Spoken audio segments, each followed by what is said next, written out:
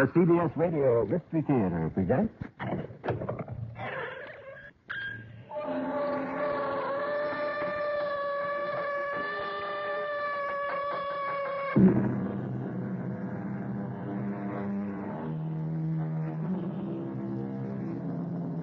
Come in. Welcome. I'm E.G. Marshall. Together we explore the strange and fascinating worlds of the unexplained, the mysteries that hide behind reality. They exist, as we know, in dreams, uncanny perceptions, and sometimes in coincidences that we attribute to fate. When Ethel Brooks, an attractive woman of 43, prepared to debark with her husband Harold at Southampton after a voyage from New York, she was nervous and distracted. He was not unaccustomed to such spells, and being a kind man, spoke sympathetically to her. Is the headache again, darling? You must be tired of them, Hal. No, it's not a headache. You're overly excited. Returning to your childhood home after almost 40 years. No, it's more than that. I don't know how to say it, Hal. I have a premonition.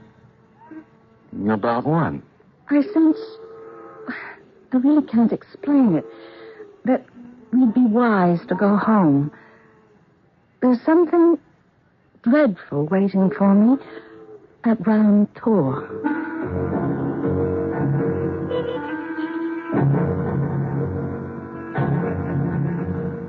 Our mystery story, The Empty Coffin, was written especially for the Mystery Theater by Roy Windsor and stars Tony Roberts and Carol Teitel.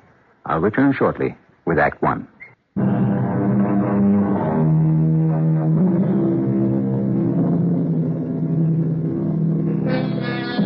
No one, in my experience, leads an entirely serene life.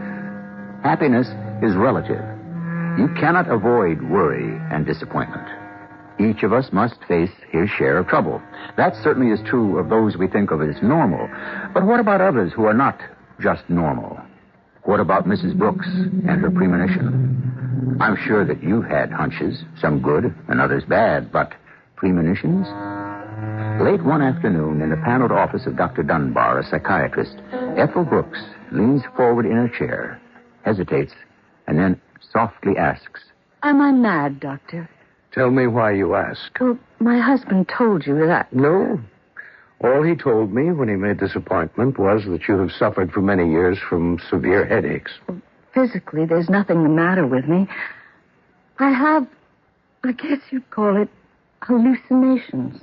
One, not many. And tell me about yours, Mrs. Brooks. I always knew that I was born in England. Well, not at first. Later. I was very small at the time of the Blitz. Ah, you were brought to America. To Providence? Well, no one told me, but I knew. And when I was older, I'd been adopted from an orphanage.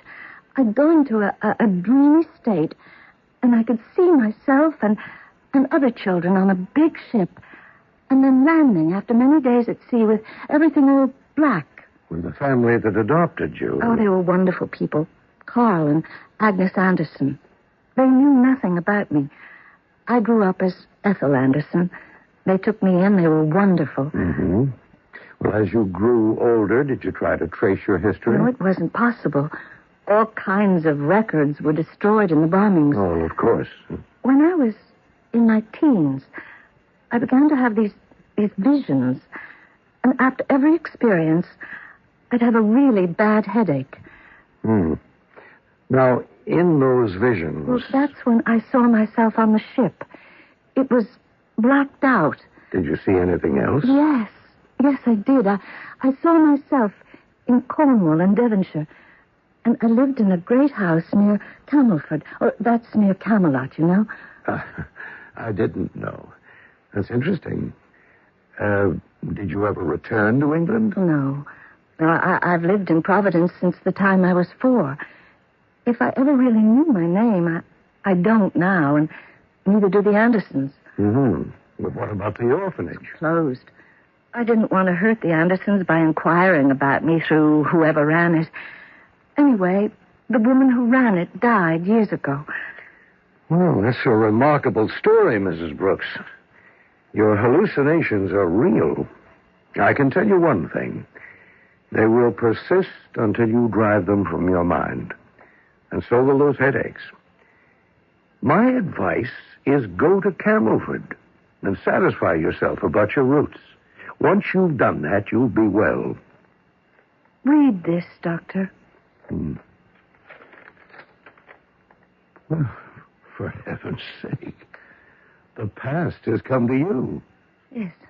First in my visions, and now in fact. Interesting, Mrs. Brooks. This letter from Camelford about your real father's death. I'm tempted to tear it up, Doctor.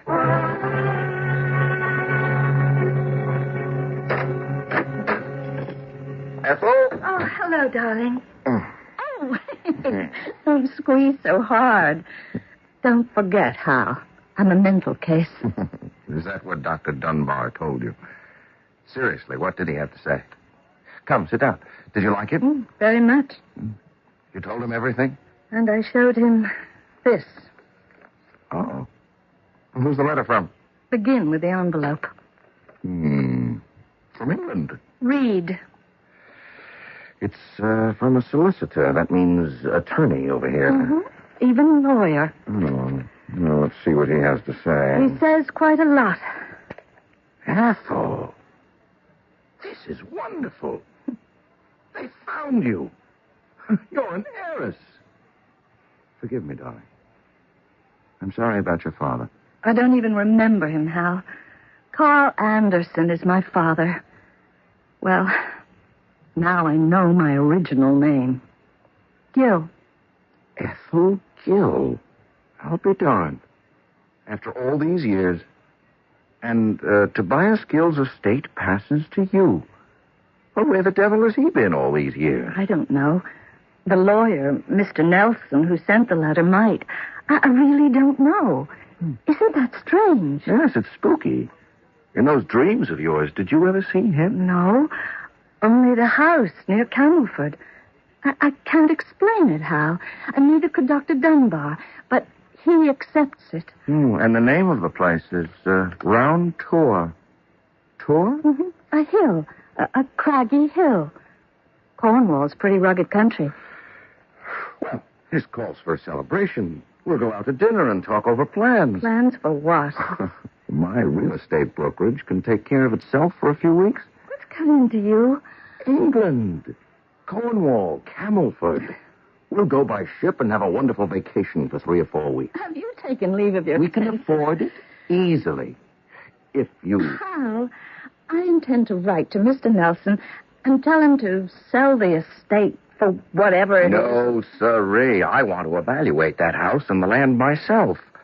Oh, maybe it's so wonderful we won't want to sell it. Oh, but really... I am determined to make the trip. Besides, aren't you curious to see where you grew up? What's the matter with you, my dear?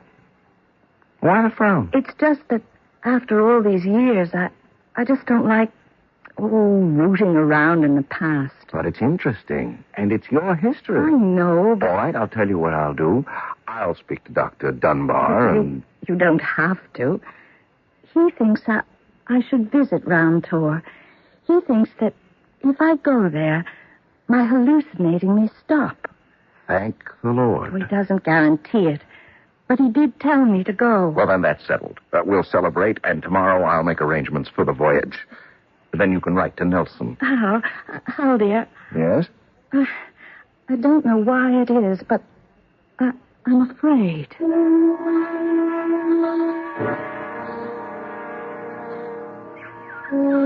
Good morning, Ross.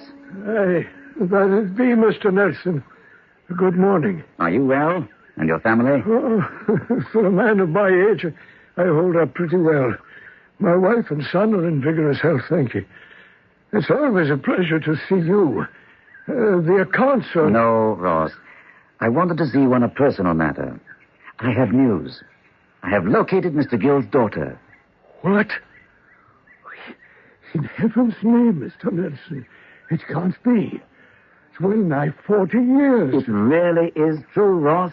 Oh, you've knocked me over, Mr. Nelson. Oh, it's joyous news. Mr. Gill told us that the child had been killed when the Nazis bombed London. My goodness. And I can't grasp it yet. It was Mr. Gill who led me to the discovery.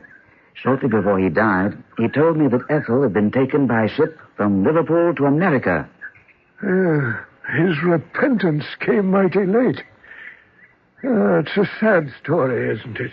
Tragic. Wife and child. Mr. Gill and his lady and child left for London when the warning about an invasion came, and later he returned with her body. We buried it in the family plot, killed during a raid. I heard the story from my father. But the child escaped. How, I don't know. Mr. Gill said that the child, along with many others, was taken by lorry to Liverpool. There they embarked for the States. The ship docked in Providence. Aye. A correspondent of mine consulted the British consul there, and together they managed to trace a number of English children who had been placed in an orphanage for adoption. But why was Gill's daughter considered an orphan? I don't know, Ross. I asked Gill, but he claimed that the child and the mother had been killed. There are no records. Then if I might ask, how did you ever find Ethel Gill? From records in Providence pertaining to adoption. We found out that the child had been adopted by a Carl and Agnes Anderson. And there's no question that the woman who is returning here to Round Tor is Ethel Gill? None whatsoever. And her married name? Brooks. Mrs. Harold Brooks. Brooks. I wrote to her when I was pretty certain that she was Gill's daughter. I received a reply late yesterday. She and her husband will land at Southampton in a few days. I don't know what she plans to do with the estate. Well, I welcome her return. I've been caretaker and tenant farmer for almost 50 years. Round Tor has been my home. If it's sold, I might be kept on. If not, I've provided for myself and family. May I ask you something of a personal nature, Ross? I don't mean to be impertinent. Ask away, Mr. Nelson. My father, he's retired, you know, told me that Gill took his wife and child to London for 2 reasons. He feared that Cornwall would be invaded, and he wanted his child, Ethel, to be enrolled in a proper school in or near London. That's what he gave us to understand. Did that strike you as peculiar? It was peculiar, Mr. Nelson. You might say it was leading lambs to a slaughter. London was not safe at that time. Gill returned alone? With his wife dead and the casket ready for burial. It broke my heart. She was a fine, gentle lady. When he returned, what was Gill like? Grim. More worried than sorrowing. The casket was placed in the parlor where the corpse could be viewed, so I was told. You didn't pay your last respects? I wanted to remember the lady living, not dead. I did attend the funeral 2 days later. Interesting. You sound puzzled, Mr. Nelson. What is it that would be troubling you? Their history doesn't altogether make sound sense. Does it to you, Ross? Isn't there some element missing in this mystery? I'm content that the child is returning. The past, Mr. Nelson, is like a funeral gone by. Well, whatever it is that still hangs over the life and death of Tobias Gill will lift. Then we'll know the entire truth, Ross. The entire truth. The past may be like a funeral gone by, but to the English solicitor, Ralph Nelson, something lies hidden there about Tobias Gill and the deaths of his young wife and child. He feels that it will reveal itself. Perhaps Mrs. Brooks knows or has seen something in one of her persistent dreams that will complete the puzzle. I will return shortly with Act 2.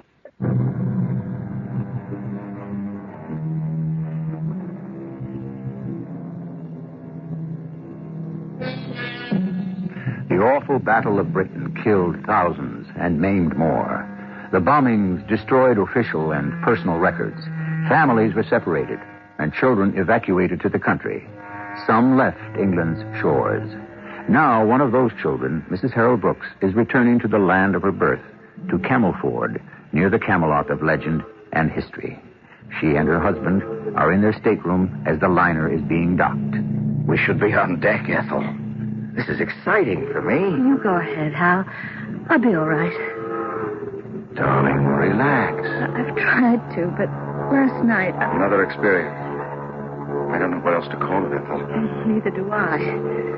But the closer we come to land, the more intense they become. What you see and the headache? There must be something wrong with me, Hal. Trust Dr. Dunbar. He said that you'd be cured if you actually saw what you've envisioned. Round tour, Camelford, the countryside. I know. I wish that somehow I could shake you out of your... whatever they are. Your depression. I won't brighten up until we're on our way home. Ethel. Darling, you're crying. I'm sorry. It's the ship. The ship? Now, what in the world? It reminds me of what happened when I was almost 4. Sent away from my home, sent to America. It's so long ago, Hal, but I can see it now in my mind's eye. Well, of course. That was a bad time, Ethel. But this is a good one. A happy time. You've come back to claim your birthright and a piece of your land. Before you persuaded me to make the trip, I told you I was afraid. And now, Hal, I'm more than afraid. You'll see that I'm right. There is something about my past, about Round Tour, that is evil. There's something wrong about it. I don't agree, darling. I admit it's funny that you were found by Mr. Nelson after your father's death and not while he was alive. Why didn't my father try to find me during the past 40 years? But he thought you died in the bombing. Oh, no. He knew I was alive. He didn't want to find me. What was his secret? That sounds like dramatizing, my dear. You'll see that it isn't. Well, then let's find out the explanation. Well, it's the explanation I'm afraid of, Hal. That's why I have this premonition of something dreadful that we might discover.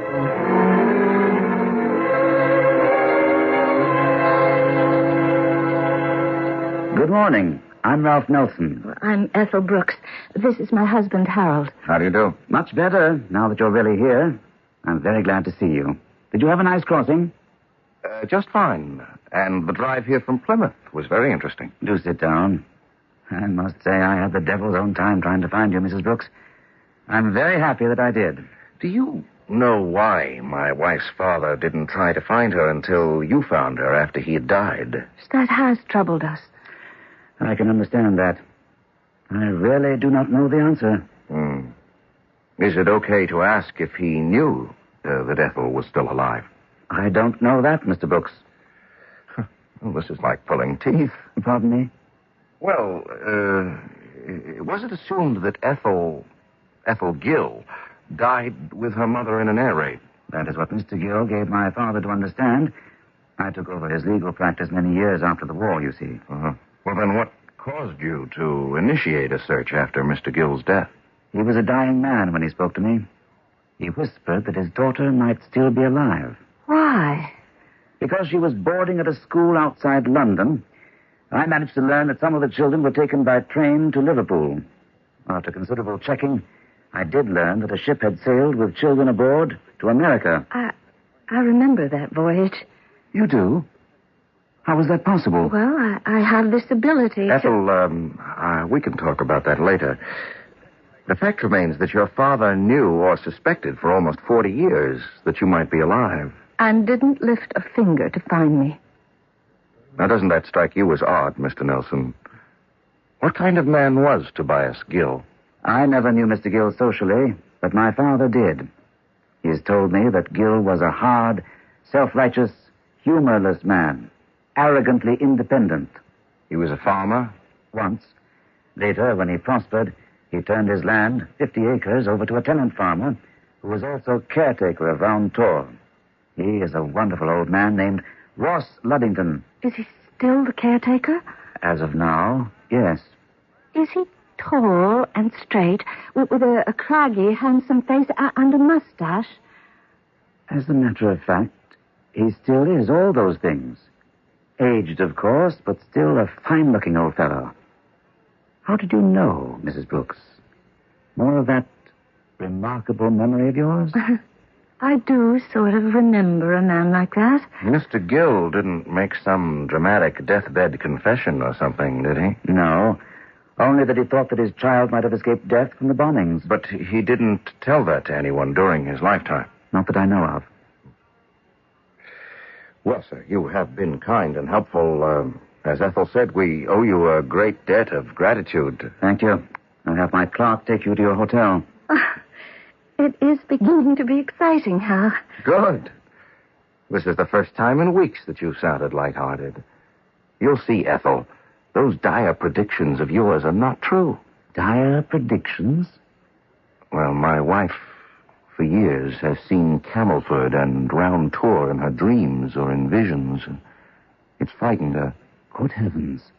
Why? Because I have been troubled by what I have seen, Mr. Nelson. I still am.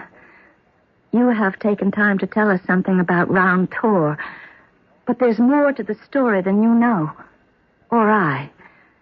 But I make this prediction. What is still hidden from us will surface soon after I have stepped inside the cottage at the top of that round hill.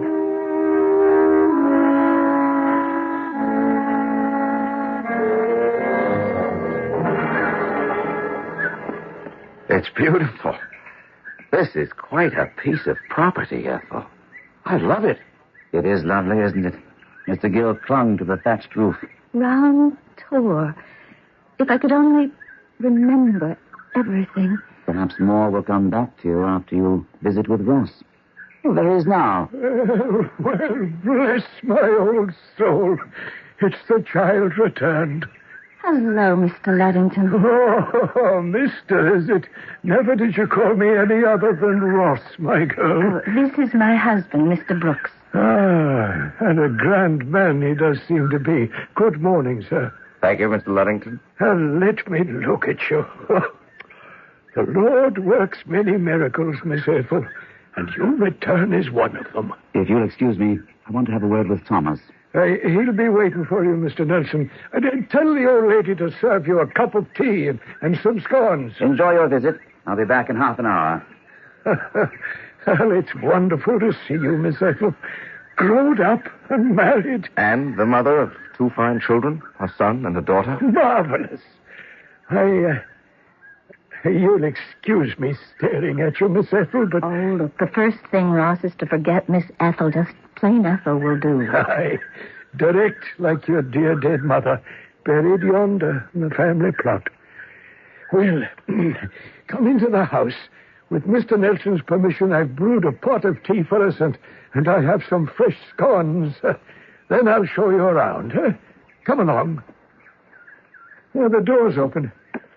Come right in. Oh, it's charming, Ethel.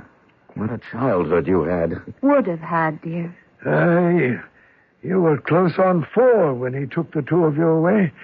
Well, now, come into this sitting room here on the right. Oh, sit here by me, Hal. Ross, shall I pour? Oh, if you would, lass. Is that Mr. Gill on that wall, Mr. Luddington? That'd be Tobias Gill himself. He's a stern-looking man. I don't remember him at all. Well, you had no reason to, child. There was a nanny looking after you. Mr. Gill had no time for you. Or his wife, for that matter, poor thing. What happened, Ross, 40 years ago? Mr. Gill had heard that the coast might be invaded by the Nazis. He hired a car and took his lady and you to London. They placed you in a boarding school. Your nanny had left for reasons I won't go into, and stayed the night in a hotel. He returned alone in a small lorry. In it was a coffin, and in it lay your sweet mother. How terrible.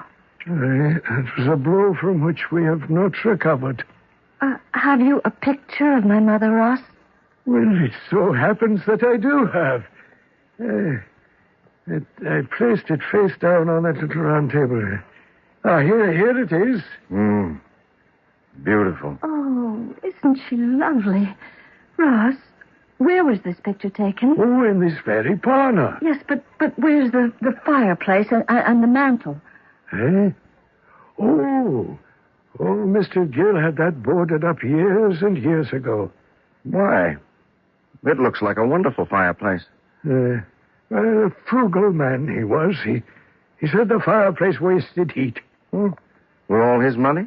The same. Huh. You know what strikes me, darling, if I might say so? What? Well, there's your father's grim portrait hanging on the wall. And here's your sweet mother. Yes. Go on. Well, I'll ask Mr. Luddington. Aye? Mr. Luddington, do you see any resemblance between Ethel and her mother and father?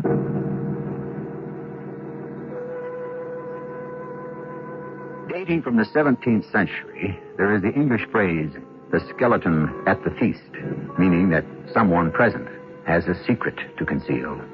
Ethel Brooks is certain that there is a secret about her background that will be revealed on her visit to her childhood home of Round Tor. And revealed it must be, if literally she's ever again to enjoy peace of mind. Perhaps we'll find out when I return with Act 3.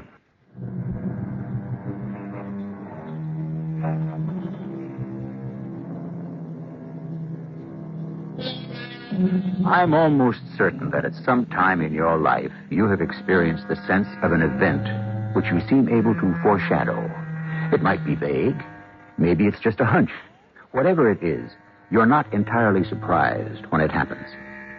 Isn't it strange that Ethel Brooks, orphaned to America as a small child, has persistently been able to picture Round Tor in Cornwall, England, where she was born?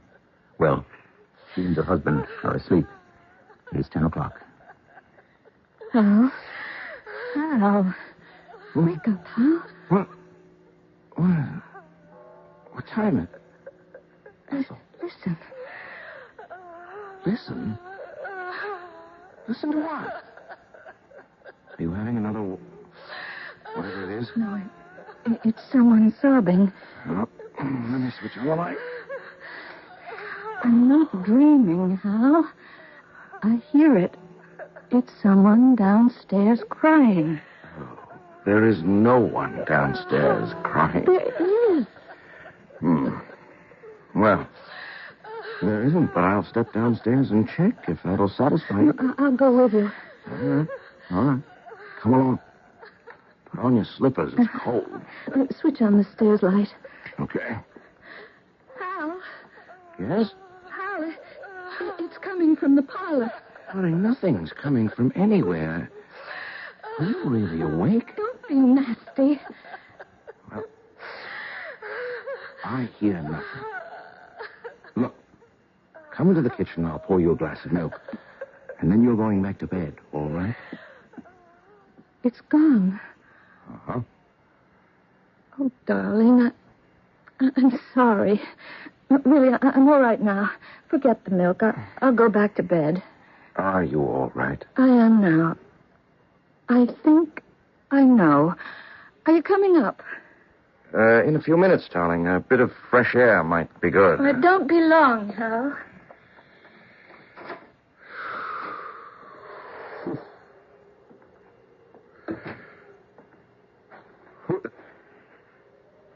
Why, Mr. Luddington. Good evening, sir.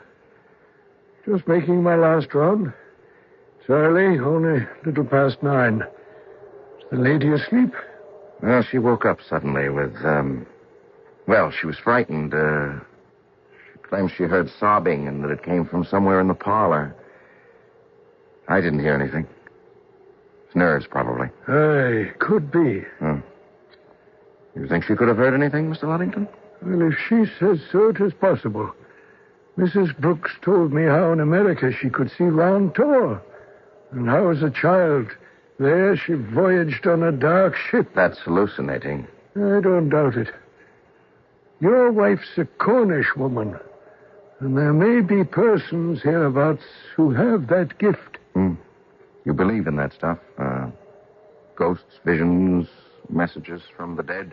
There may be some that do, yes, sir. But do you? I don't disbelieve it, Mr. Brooks. Well, sir, I'll be wishing you good night. Good night. Crying, sobbing. And the old man believes that Ethel might have the gift. I'd better have something stronger than a glass of milk.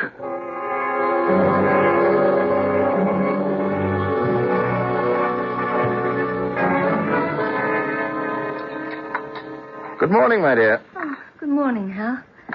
Oh, you've had breakfast? Yes, ma'am. How about some ham and eggs? Where'd you get all that stuff? Ross brought it over.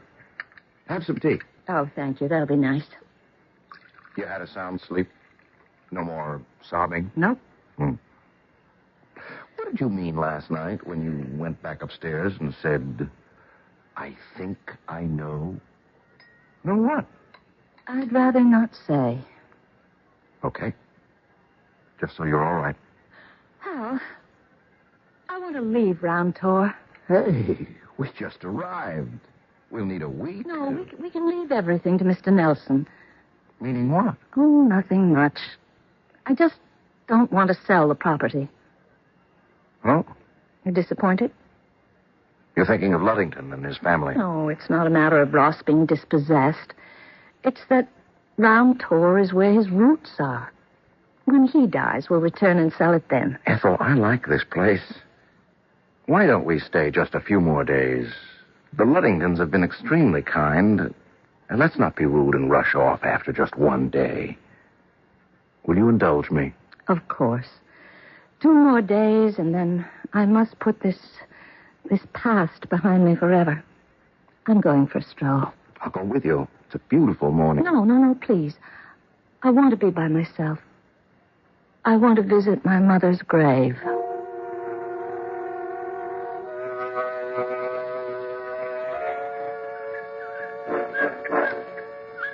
Laura Miles Gill. Born 1914. Died 1941. Killed during the bombing of London. May her soul now find peace. Let no man disturb it. Good morning, lass. Oh, good morning, Ross. Oh, she would have been 64. Aye? Your mother was a remarkable woman. A lovely and a kind lady. And this is where she is interred. I dug the grave myself. Ross, if my mother was killed in an air raid, how could my father have escaped? I don't know. But they were together in London at the boarding school where they left me. So we were given to understand. It could happen, I suppose, but I don't believe it. Well, it cannot bring her back from the grave, lass. I wonder. I heard her sobbing in the house last night. So your husband told me. You believe me? I can, that. What does it mean, do you think? I think it means... No. I better not say. And it's better for me not to ask. It will shock you, Ross. I think that this is an empty grave.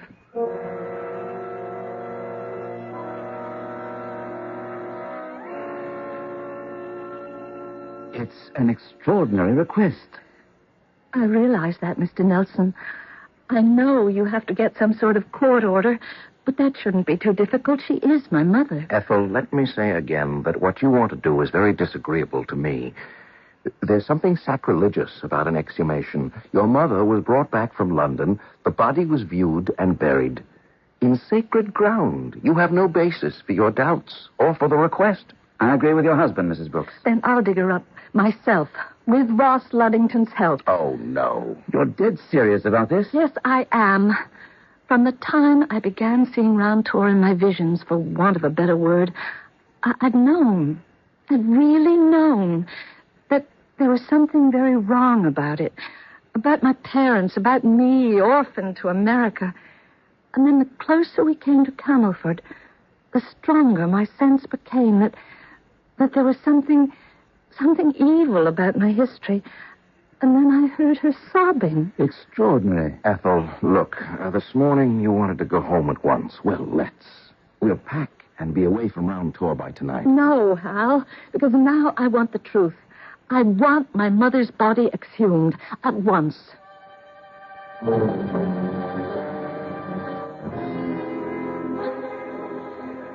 Pry open the casket, Ross.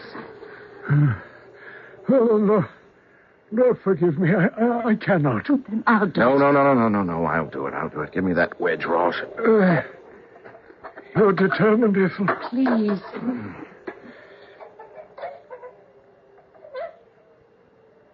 Oh, Lord Almighty. Mr. Nelson. It's empty. I knew it would be.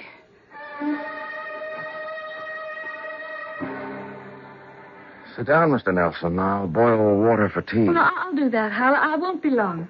What a gruesome experience, Mr. Brooks. An empty coffin. Unbelievable. It's positively weird that your wife seemed to know it all the time. What could have happened? I haven't the vaguest. The body was viewed in this very sitting room, so Ross told us, and it was confirmed by the undertaker who prepared the body for burial. It's a terrible shock. Except to your wife. Well, what do we do now? You and I do nothing. This grotesque discovery does not affect the inheritance. It's simply a nasty mystery. I have no advice for you or for me.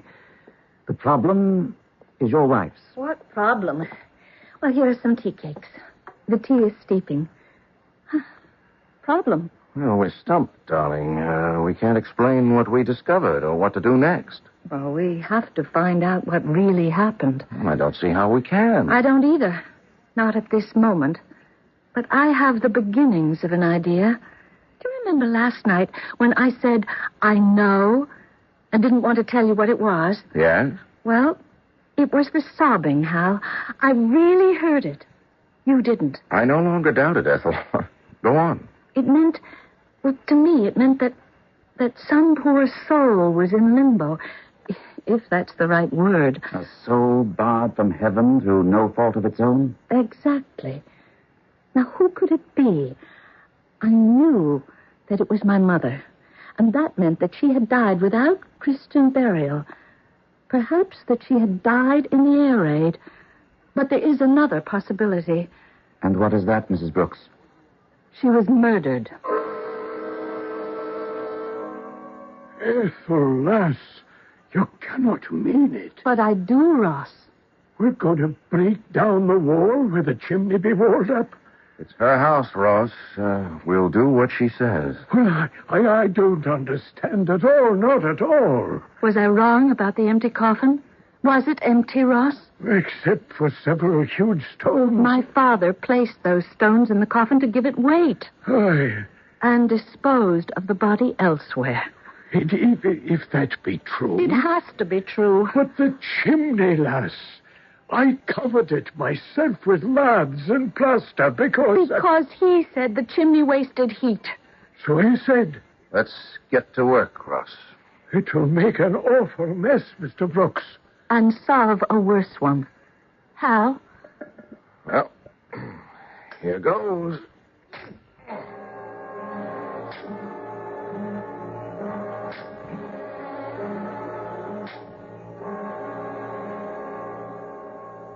Yes. There's nothing in the chimney. But there must be. How? Let me take a look. Reach up and into the chimney. I'm doing my best. There is something. It's good Lord. Oh, no. It's a human bone. I once heard him say he'd kill her. He did it in London. I know it now. But why, Ross? Why would Gil have done a thing like this? Why? I didn't think he knew. Knew? Knew what? The lass will know, I think. You must not forget, Mr. Brooks. She has the gift.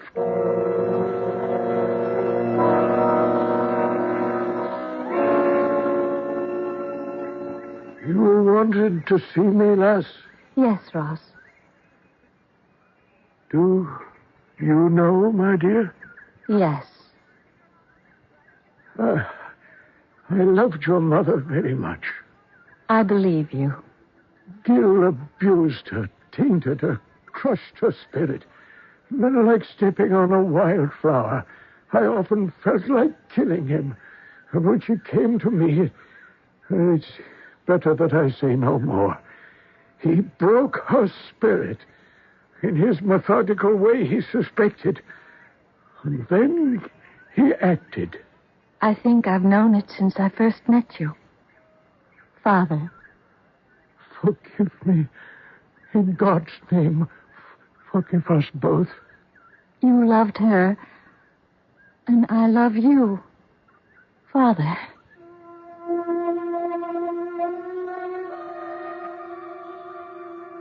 And so ends another tale of the macabre.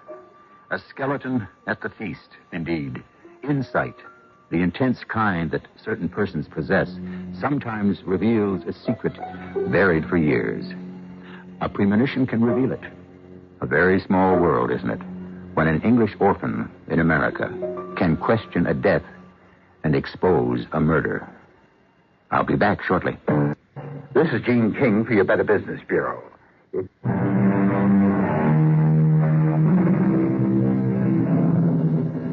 Our inner world is entirely private and fascinating because each mind and soul is unique.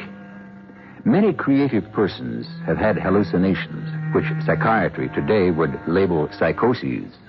Fortunately for Mrs. Brooks, Dr. Duncan did not place a label on her, and now her mind is clear. Our cast included Tony Roberts, Carol Teitel, Court Benson, and Gordon Gould. The entire production was under the direction of Hyman Brown.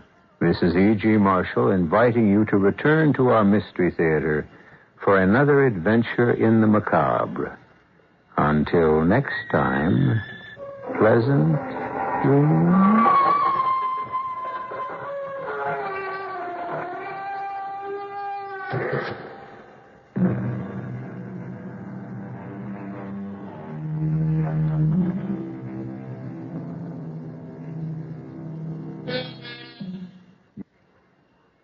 The threat of a strike by the nation's air traffic controllers became a possibility again today. The executive board of their union is recommending rejection of the tentative agreement reached last month, just hours before a strike deadline. Results of the ratification vote won't be known for about a month, but it appears the membership will vote no. Reports of a Soviet naval buildup in the Mediterranean. The Soviets apparently have more ships in the area than they've had in 4 years. U.S. intelligence sources say they're planning a joint exercise next week with Syria, a move that's seen as a warning to Israel not to attack the Syrian missiles in southern Lebanon. The Reagan administration took great pains today to deny that the embargo has been lifted on delivery of U.S. fighter planes to Israel. Officials said that no decision has yet been made, and it won't be until they complete a review of that Israeli bombing attack on a nuclear reactor in Iraq, at issue whether the raid violated a U.S.-Israeli agreement. In Israel, the political standoff continues after Tuesday's indecisive election. Prime Minister Begin and opposition leader Shimon Peres. CBS Radio Mystery Theater presents...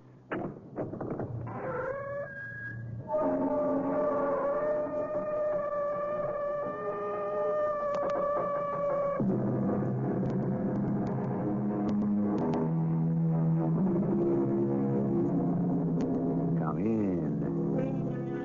Welcome. I'm E.G. Marshall. Once again, we are fortunate enough to bring you an extraordinary tale from the pen of H.G. Wells. This, one of his stories from the classic Time Machine. Herbert George Wells, born over 100 years ago, had a bold, creative power that not only captured the spirit of the future, but has excited and stunned the millions who have been spellbound by his vision. Eduardo, What are you doing? Just making sure all the backpacks are secure. Go back to sleep, Carlos. I saw something flashing in your hand. What are you taking out of that bag? Quiet. We will wake them up. Eduardo, you're stealing. She'll never miss it. What is one little diamond to a woman with all that money?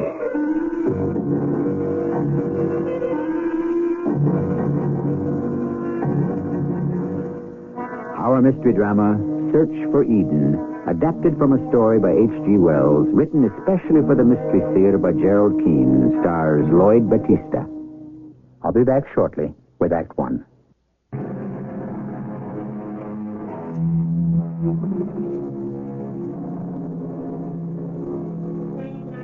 To begin this imaginative account by H.G. Wells, let me start by reading to you how he begins the story. 300 miles from Chimborazo, 100 miles from the snows of Cotopaxi, in the wildest wastes of Ecuador's Andes, there lies a mysterious mountain valley cut off from the world of men. But our story first unfolds in the city. Another beer, Eduardo? I might as well. Why not? Waiter, make that 2 beers. Carlos, I must be crazy sitting here in this street cafe. I've never accused you of being completely sane. No, I'm not joking. Here we sit, 2 mountain climbers, on these uncomfortable little chairs at a dirty little table in a cafe in the middle of the noisiest, smelliest city in all Ecuador. Why are we here? What in the name of St. Sebastian are we doing here? Drinking beer. Drinking beer. When we should be on some high mountain. But to enjoy our profession, one needs money. And while there is beauty on a mountain pass or clear water in a brook, there's no money in it. Money.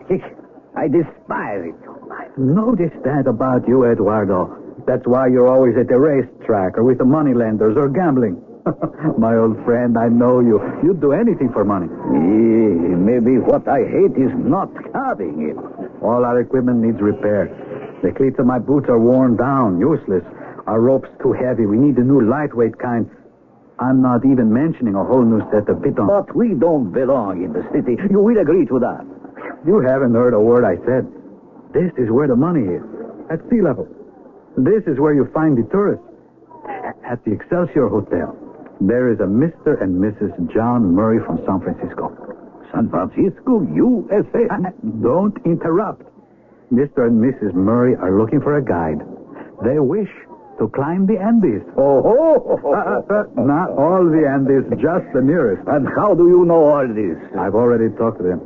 Tomorrow morning, you and I together will meet them. Is this definite? Who do you think is paying for these beers? Mr. and Mrs. Murray.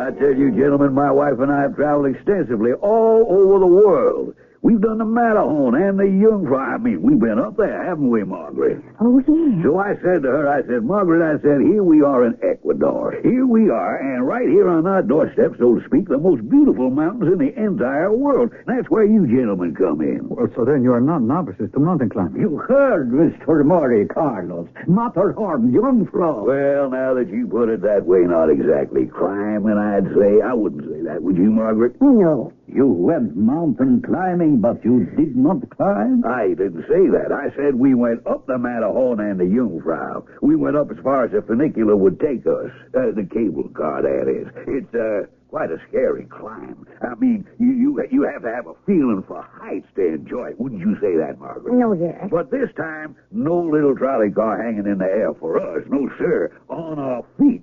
So, what say, gentlemen? Well, there are many beautiful places in the mountains, and I would suggest that the first climb be a modest one. Modest? You mean, not too high? Carlos is right. You know, the air is very thin in the Andes, and you must acclimatize yourself to it gradually. How do you feel about that, Margaret? No point our wearing ourselves out first time round, eh? I have heard of a mysterious hidden valley somewhere in the Andes Mountains, which is like an Eden. Is that true? Oh, Mrs. Murray, no one knows. There is such a legend that this Eden in the Andes Mountains does exist. But I will say this. There is not one mountaineer the whole length of the Cordilleras who has not tried to find that valley. Could we look for it? Kind of a Shangri-La, is it? Well, how about that, gentlemen? How about that? Shangri-La or bust? We could take you up into the area where it is believed this Valley of Eden exists, but the chances are we wouldn't find it. Can we make that our first climb? Yes, Mrs. Murray, we can undertake that climb, but it would be advisable not to be your first. Carlos is right. Let us make it the second or the third or fourth time, and you will be all of the more experienced mountaineers by then. Well, now then, gentlemen, if you don't mind, Margaret and I are going into town to do a little shopping. We always like to look for gifts for the folks back home. How much of you fellas need to start us off the first day? I know you don't have to tell me equipment, food, whatever it takes. Well, I got my trusty little checkbook right here. Now, what would you say? 1,000 to start us off? Is that so crazy? Or dollars, Mr. Murray? Well, I should say not good old American USA dollars. Yes, sir. And I'll come downstairs with you to the hotel desk to make sure they cash it.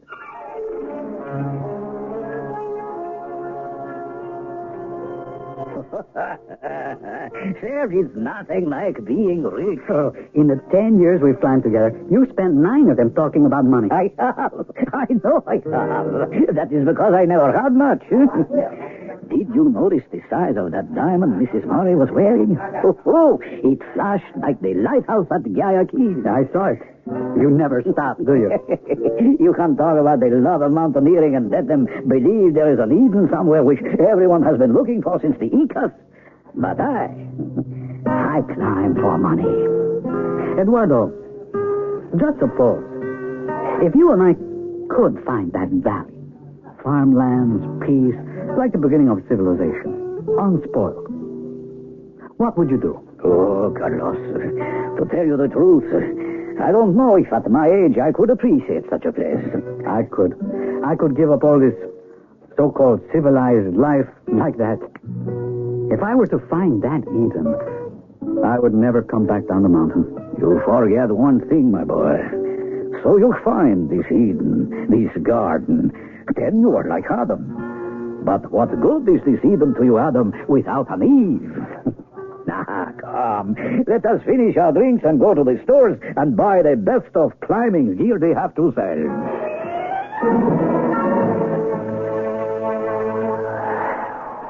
I must say, Eduardo, I never thought we'd be caught in a blizzard sitting in a tent miles up on the side of a mountain. How long do these blizzards keep up, Eduardo? Well, this one could keep going all night. But we will know better when Carlos gets back. How can he tell traipsing around out there? Well, why don't we ask him when he gets back here? I would advise the both of you to climb into your sleeping bags just in case. Just in case what? Yeah. I don't wish to alarm you, but the last time Carlos and I were caught in such a snowstorm, suddenly a great wind came up and carried our tent into the air like a great sail. So we always advise, remain in your sleeping bags. Good thinking. You see, Margaret? You get what you pay for. You hire experts, you get expert attention. Hey, here he comes. Oh, stay where you are. I'll tie the tent flaps fast on the inside. It's nasty out there. Carlos, you're covered in ice. You look just like a snowman. Wait, I'll get my hood off. How is it, Carlos? Oh, I think we're in for it. I made about 50 meters in both directions. We're a little protected by a snow peak above us. That ought to hold back some of the wind. Any signs when it'll let up? Well, there's no way of being sure, Mr. Murray. But we are perfectly safe here. Yeah. So, this is where we spend the night, eh, Carlos? Well, we've no choice. If it stops by morning, can we keep on going? I wouldn't like to promise it. I think it would be wise if we turned back. Don't you agree, Carlos? Well, yes, I do. I'm sorry, Mrs. Murray. I know you had your heart set on finding that hidden valley. But I think it's the wrong time of year. Well, can't have everything. You've had a week of different climbs, and I, for one, am very satisfied. I'm so disappointed. Are you sure we can't find the Eden Valley? Mrs. Murray, I would like to find it as much as you would. It's the dream of my life. But right now, the best thing for us to do is to get inside our sleeping bags and settle down for the night. Eduardo and I will keep watch. And we'll keep this lantern lit. It's more comforting to have a light burning during a storm.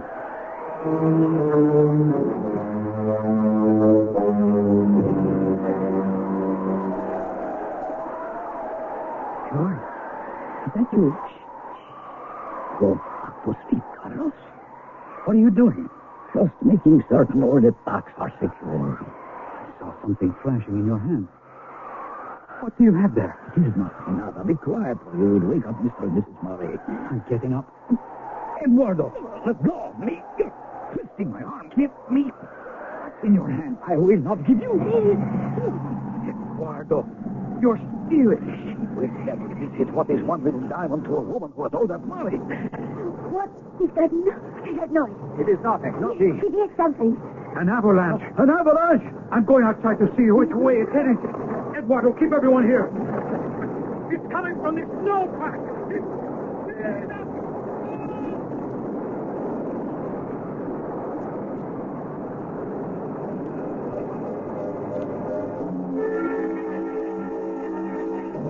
Tons of snow and ice roared down the mountain, miraculously missing the tent and its 3 occupants. Next morning, the sun rose on a landscape completely changed by the avalanche. Eduardo searched for hours for his partner. He found nothing. He led his party back down the mountain, then gathered together a rescue party. For Carlos has completely disappeared. I shall be back shortly with Act 2.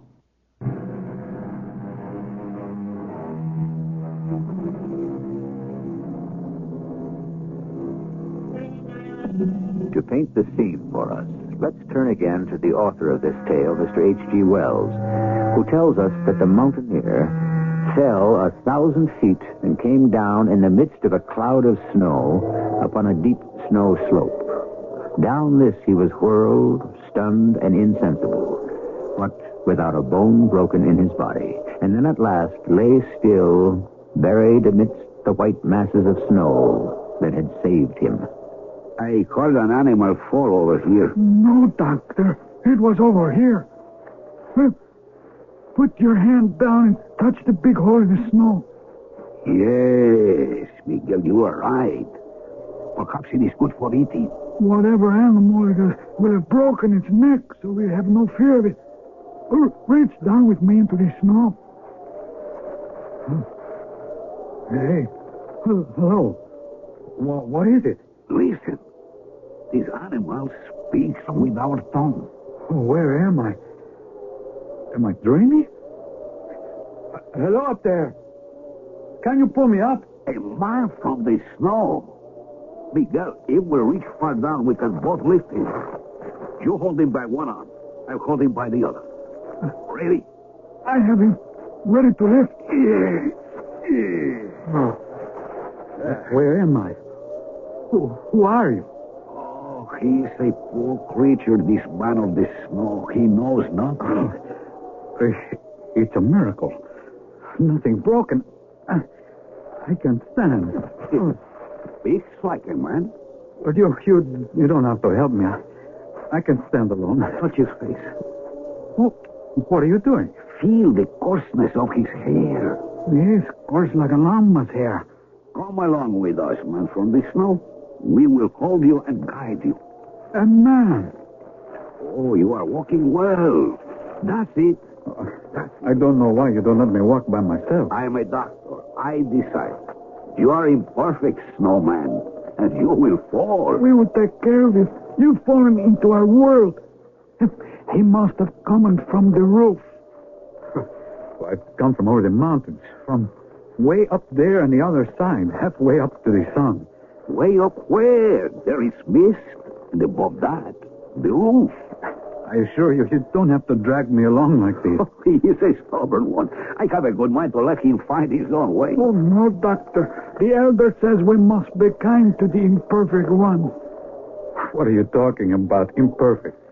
If I wasn't in such good physical shape, I'd be dead now in that avalanche. I see where we're going. The snow line ends, and there's a path through green fields. Yes, I can see. See? What is see? Imagine. Way up there it is winter. Down here it is summer. Oh, very strange. He talks much, doesn't he? But his words are elusive. No question. We must take him directly to Juan, the elder. Who is that? Juan? The wise man of our village. There you are, you stumbled. If I hadn't caught you, you would have fallen again. Well, I'm a little shaky, that's all. I've been caught in an avalanche, fallen thousands of feet. I'm actually on an unfamiliar path. I'm not very steady, but I can see where I'm going. You are doing very well. I think we needn't hold him by the arms. We can lead him by the hands. Oh, I beg your pardon, gentlemen. Now that I look at you closely, I understand. You are both blind, aren't you? Blind? What is blind?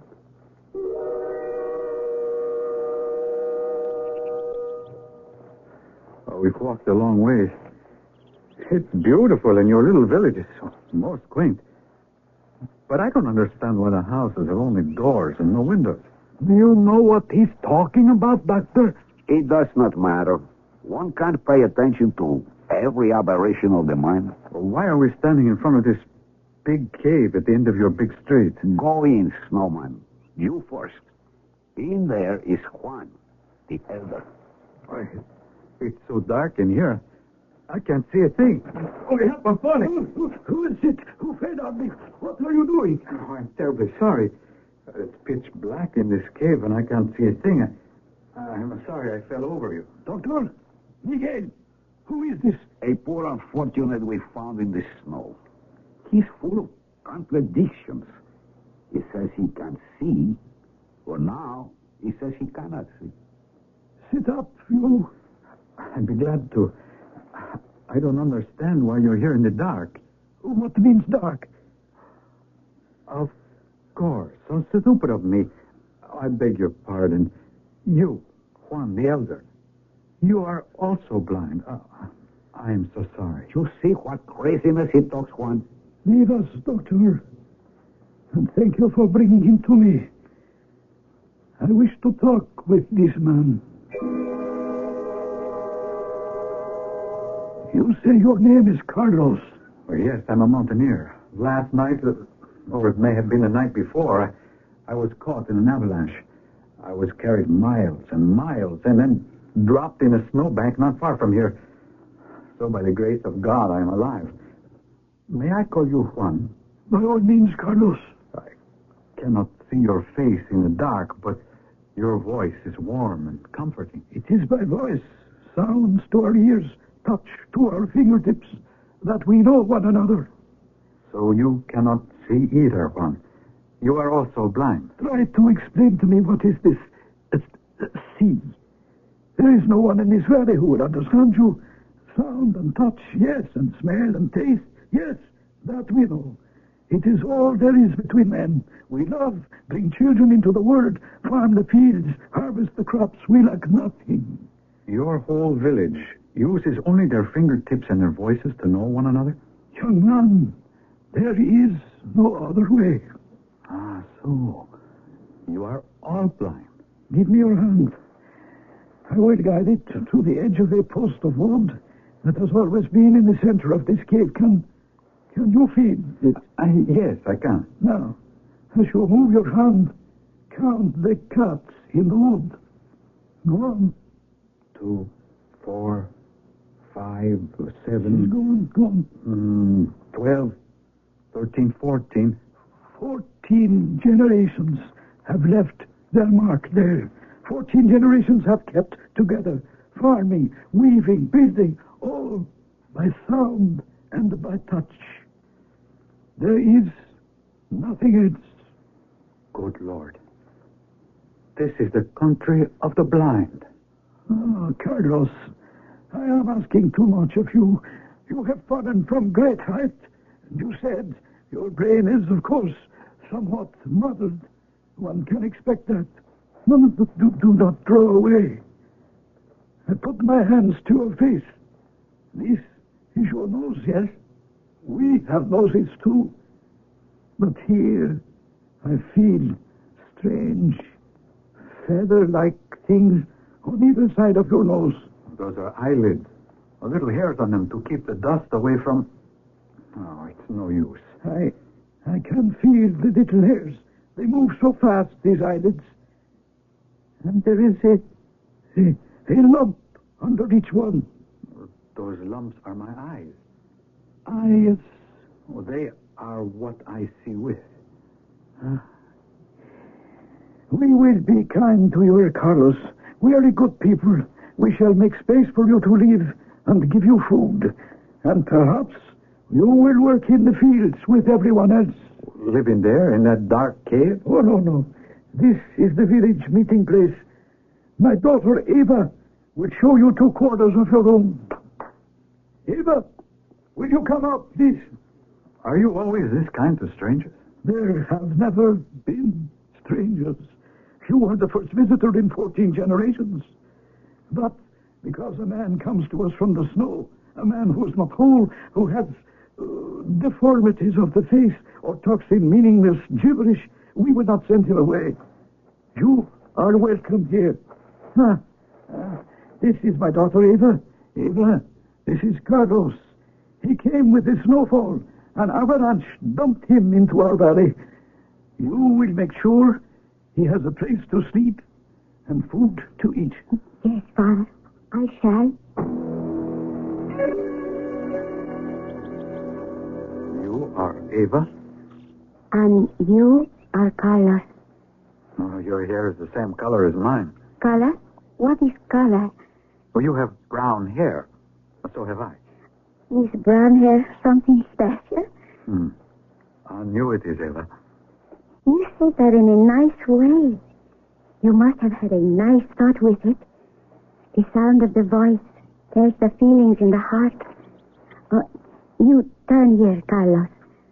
But how do you know? There is a notch in the curb which tells me all our streets are made at right angles. But I have lived here all my life. Of course, I know my village. It's a miracle to me how an entire village can live so harmoniously and so well without fear. No one here feels deprived of anything. Whatever this feeling is, it doesn't exist. This is your door. You go in here. Well, none of these houses, none of them have windows. Why? Windows?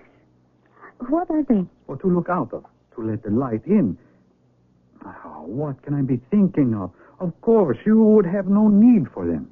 But I would like to learn what windows are.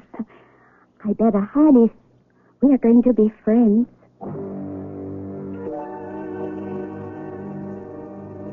I have brought you a bowl of llama's milk and some salted bread. Why are you out here on the steps, Carlos? Well, it was too dark inside a little house. Besides, I love to watch sunsets. What is this dark that you don't like? This time of day, when the tiny animals make their music, I like it too. You say day, Eva, but to you, what difference is there between day and night? Oh, a great deal. Night, animals sleep, we sleep. The earth becomes cool. You know, I'm sitting here, and I can see the golden red color of the sun going behind that mountain in the sky, going from light to deep blue to purple. Oh, and I am sad that such a beautiful girl as you has never seen it. I wish you would stop. We have been kind and welcomed you, and your mouth is filled with untruth and lies and words that bring out the anger in me. There are no mountains. The end of the rocks where the llama's grave is the end of the world. Oh, no. And over all of us is a smooth roof of stone from which the dew and the snow and the rain fall. Eva, it isn't so. There is a sky millions of miles high and clouds and stars and a moon all turning in space as we are. No. There is no roof. The world is a round ball spinning in a limitless void. Stop it. I won't hear any more. How can you lie like that? I won't listen to you anymore with your made-up words that make me so angry. All right. I had better go to see your father again. He's a man of learning. He's my only hope. Please, Eva, lead me to him. Eva tells me you are filling her ears with strange talk. Unfamiliar, perhaps, but not strange. Do you remember telling me I was the only stranger who had ever come here? Think back and tell me, did anyone ever leave this valley? Oh, yes. Years ago, I am told, at the time of my grandfather's grandfather, men walked beyond the rocks where the llamas graze, and they must have fallen over the edge, who knows where. Oh, they didn't die. They came to my land and spoke of this valley. They called it Eden, after a garden where man first lived. You say the world does not end at the edge of those rocks? More than that. I say that world where I came from is not as happy a place as you have in this valley. That's why I climb mountains. And you think here you have found your Eden? Well, I'm terribly afraid that I have. I'm unhappy. Why? Why unhappy? Because it makes me realize the only way man can live without war and disorder, the only way he can exist in peace, man with man, is to be blind. Yes, our young mountaineer is unhappy, even desperate. Alone, he returns to the house they gave him, throws himself on the bed, but cannot sleep. Somehow, he must show these people there is a value to seeing, especially Eva, the last person he wants to hurt, and the first person in his heart. I shall return shortly with Act 3.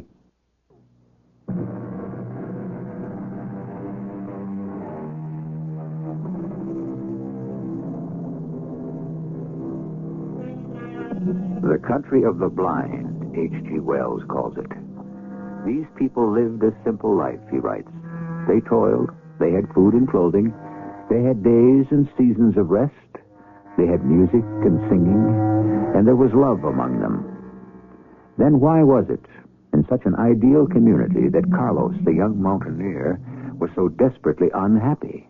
Don't stand behind me, snowman, watching me spade the earth. Come forward. How did you know it was me, Doctor? Your back is turned. Of course, I forgot. You don't need to see someone to know who it is. You have been here for so many days, and you still insist on foolish talk. You're the only one in the whole valley who laughs at me. Quite true, snowman, because I am honest. I would rather laugh out loud than hide pity and scorn, as they do. Now go away. I have a lot of spading to do. I suppose everyone in the valley is so healthy you can afford to spend time on your farm, huh? Everyone works the land, whether he be doctor, butcher, shopkeeper, or even the elder. I didn't know that.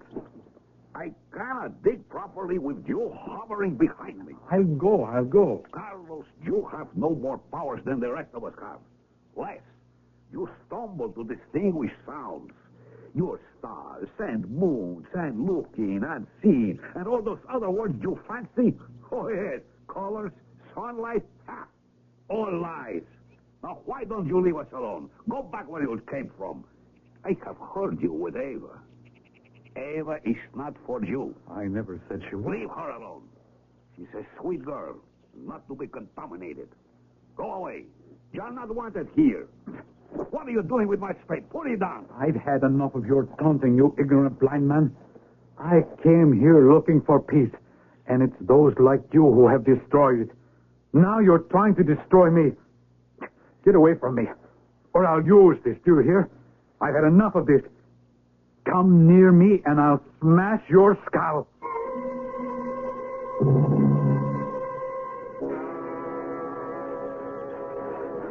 I must get away from him. Be by myself and think. Otherwise, I can't be responsible. No, man! Give me back my spade! Carlos, come back! I see them all. A whole village of men. Do they think I'm stupid? They're circling around me. Snowman! Give me back my spade, Snowman! My name is not Snowman. My name is Carlos. Snowman, we're coming! Put down the spade, Carlos! Juan, don't you understand?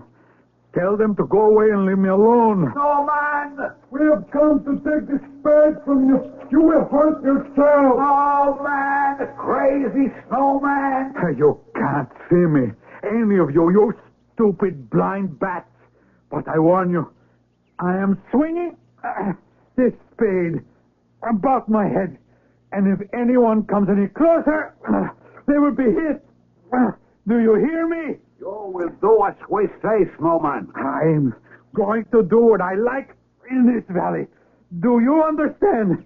I am going to do what I like and go where I like.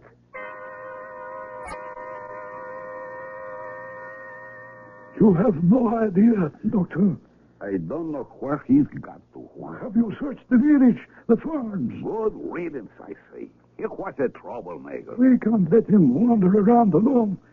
Suppose he comes to the end of our world, to the rocks, and falls to his death. So? Carlos is a human being. Afflicted with these eyes, as he calls them, not normal. He has wild thoughts, lives in imagination, in dreams perhaps, but still a human being. There you are, Doctor. There, did you tell Juan that we found Carlos? You found him? Yes, both of us. I was just about to. Doctor, it was sinful of you to pretend you didn't know where the poor man was. I am human, too. He was my spade. He took and threw in the tall grass where I can't find it. My spade he tried to attack us with. Doctor, is there not some other reason you have for hating our visitor? I have no other reason. You must not be jealous of the time Ava spends with him. Jealousy is not for us. We are all above that. Now, where is Carlos? He's on the furthest farm where you'll almost find the sweetest grasses. He must be very hungry. It has been 3 days. He won't starve. If the llamas can eat grass, so can he. Good for the digestion. A man, a human being, is hiding, afraid of us, afraid of himself. Water came from the roof above us twice since he ran away. He's in the fields, wet, hungry, perhaps desperate. Perhaps he found shelter. I hope so, Miguel. You say you found him in the farthest farm. Very well. I shall go myself. I'm sorry, Juan. I brought so much ill feeling to your village. Good. You are wiser now. And you are sorry. Yes, I am sorry. And do you still think you can see? No. No, that was folly. That word means nothing. Less than nothing. Ah, good. I am glad you have realized that. Juan, before you ask me any more questions, for pity's sake, give me some food or I shall die.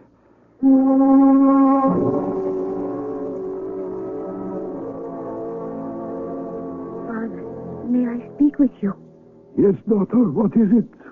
It is about our visitor, Carlos. He has found his place in our land. I know. I hear good reports in the many, many months that have gone by. You have? Since the harvest, every day, he has gone into the fields and gathered up the hay. Ah, I'm glad to hear that. I am glad his madness has passed. He no longer talks about wild things. I would be untruthful if I said he does not. Oh? But only to me. To all the others in the village.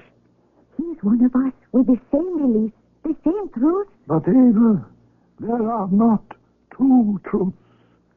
I caution you, see less of Carlos. He is not yet quite well. That is what I came to tell you, Father. He has asked me to marry him. What can I do? Ah, my dearest daughter. I know he has delusions, but they are getting better. Whenever he hears the approach of anyone in the village, he says everything that they think is right. I don't know what to say. I have always believed in following one's heart. He loves me.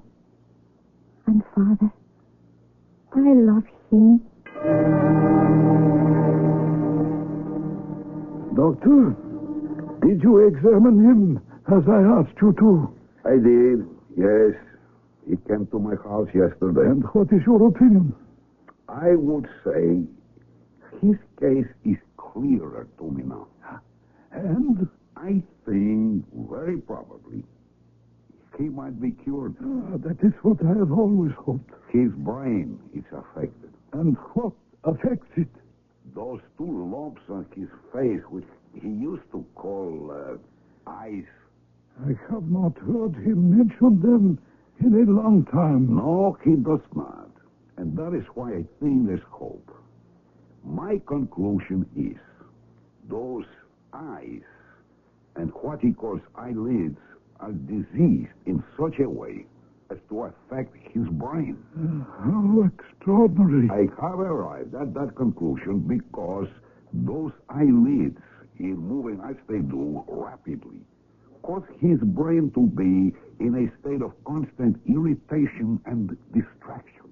But you say there is a cure. Let me say, with reasonable certainty, that in order to cure him completely, all we need to do is a simple surgical operation. Namely, to remove the irritant bodies. And then Carlos will be completely sane. Perfectly.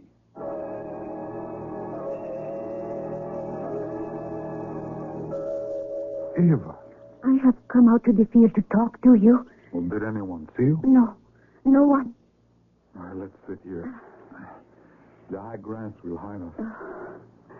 Carlos, dearest, I have told my father that we wish to be married. You did? Mm-hmm. But when? Oh, several days ago. What did he say? It was he who had the doctor send for you and examine you. He was still a little worried that you were not completely like the rest of us. What do you want me to be? I don't know. But my father would. So he had you examined and then sent for the doctor. Oh? He has told Father that what you call your eyes could be removed and that you would be completely sane. Oh, remove them? Mm. Is that what you wish? To have my sight taken from me? Our marriage would be assured, my darling. Father says so. Take away my gift of sight. Well, you haven't spoken of it that way in a long time. Eva, my world is sight. I pretend it isn't so, but we both know it is. I want to be your wife. What of all the beautiful things I would see no more? The flowers, the far sky with its drifting down of clouds, the sunsets and the stars. And there's you, Eva. For you alone it's good to have sight. To see your sweet, serene face, your dear face, your beautiful hands folded together. Don't say those things to me. Instead, you offer me night and blackness. All I'm left with is to touch you, hear you, never see you again, imprisoned under that roof of rock and stone and darkness. Would you have me do that? I want so much to be your wife, Carlos. Oh, dear Carlos. Oh, Lord in heaven, help me. Oh, dearest heart, you will not be hurt, and you will go through all this for me. You will. I swear to you, my loving Carlos. Then we shall be happy forever. And when must this take place? Tomorrow. Oh, so soon. Yes. Tomorrow, then? I shall see no more. I must go now and tell Father the wonderful news. Eva. Yes? I wanted to look at your face once more. To remember.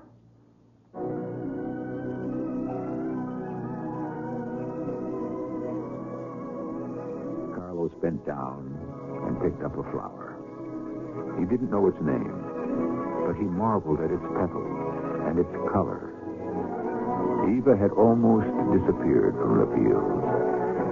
Holding the flower, Carlos turned away from the Valley of the Blind and started to the mountainside where the snows began. He was a mountaineer, and he would climb again and search for another Eden. I shall return shortly.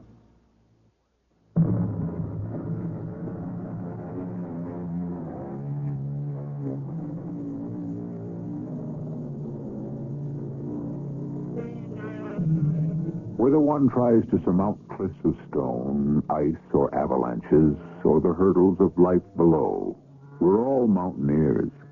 The quest for tranquility is in every heart. Rudyard Kipling, a friend of H.G. Wells, described our search when he wrote, "Something hidden. Go and find it. Go and look behind the ranges. Something lost behind the ranges. Lost and waiting for you. Go." Our cast included Lloyd Battista, E.B. Juster, Jackson Beck, and Ian Martin. The entire production was under the direction of Hyman Brown. This is E.G. Marshall inviting you to return to our Mystery Theater for another adventure in the macabre. Until next time, pleasant dreams.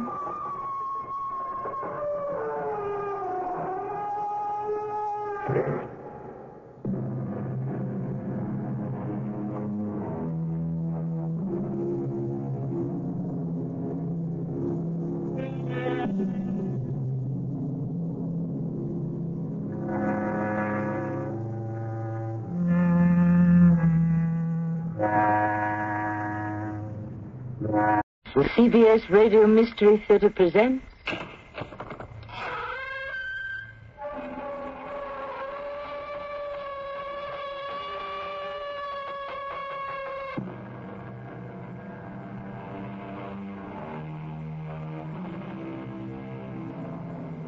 Welcome. Come in. I'm Tammy Grimes. Mr. Scott Fitzgerald once said, "Draw your chair up close to the edge of the precipice, and I'll tell you a story." The edge of the precipice? Of course.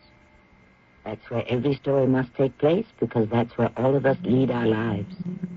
For no matter how safe and solid we believe the ground to be beneath our feet, the fact is, each of us is only a single step away from the edge of the precipice, which is another way of saying the rim of eternity. Are you the sergeant who's investigating the Davis murder? That's right. The man was held up and murdered on a deserted street. The killer disappeared.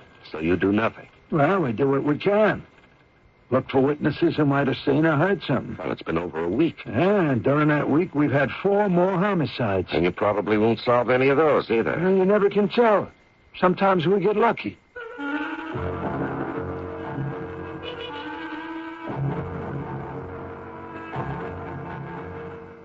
Our mystery drama, The Rim of Eternity, was written especially for the Mystery Theater by Sam Dan and stars Larry Haynes. I'll be back shortly with Act 1.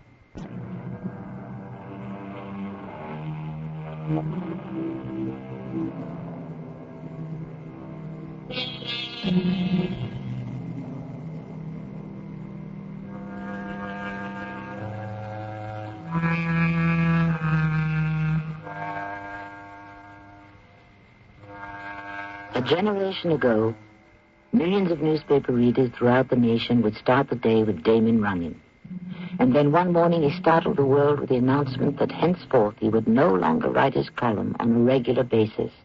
Because, as he put it, that man has not yet been born who has something worthwhile to say every day of his life.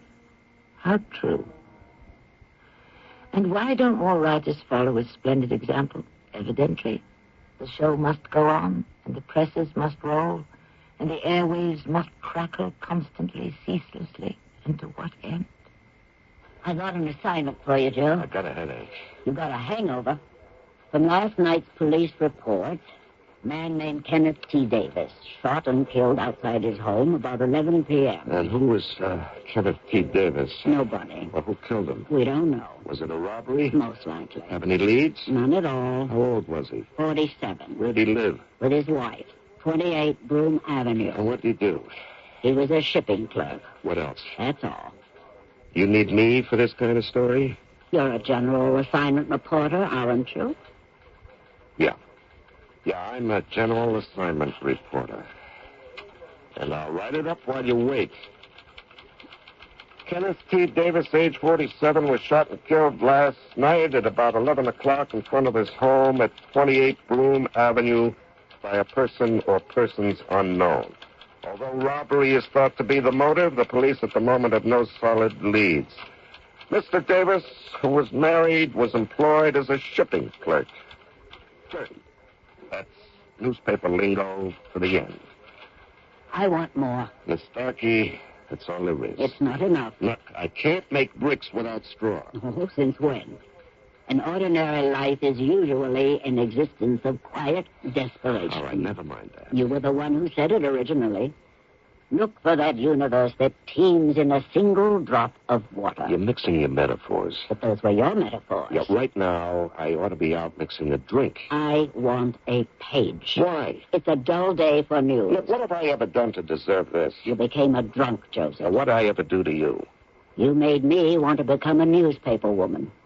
I'd read your stuff in journalism class. All right, and this is your revenge? Oh, Joe, you're no longer heading the Washington desk of Nationwide News Service. Yeah, don't remind me. This job is all you've got.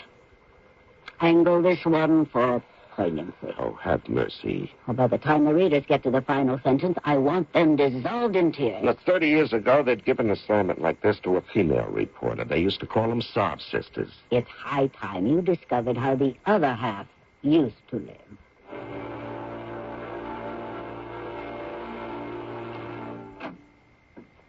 Yeah? Augusta Davis? Who are you? Joe Morris.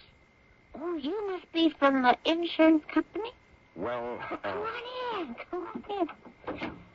Oh, you sure got here quick. He's not even cold yet. Hey, when do I get paid? I couldn't say. Oh, but you're from the insurance company? No, I'm not. You just said you were. No, I didn't. You made that assumption. Well, who are you? A reporter. Oh, yeah? From what paper? The Star Sentinel. Oh, yeah. They're going to want my picture? Well, maybe. Well, give me a chance to get dialed up first. Yeah, Mrs. Davis,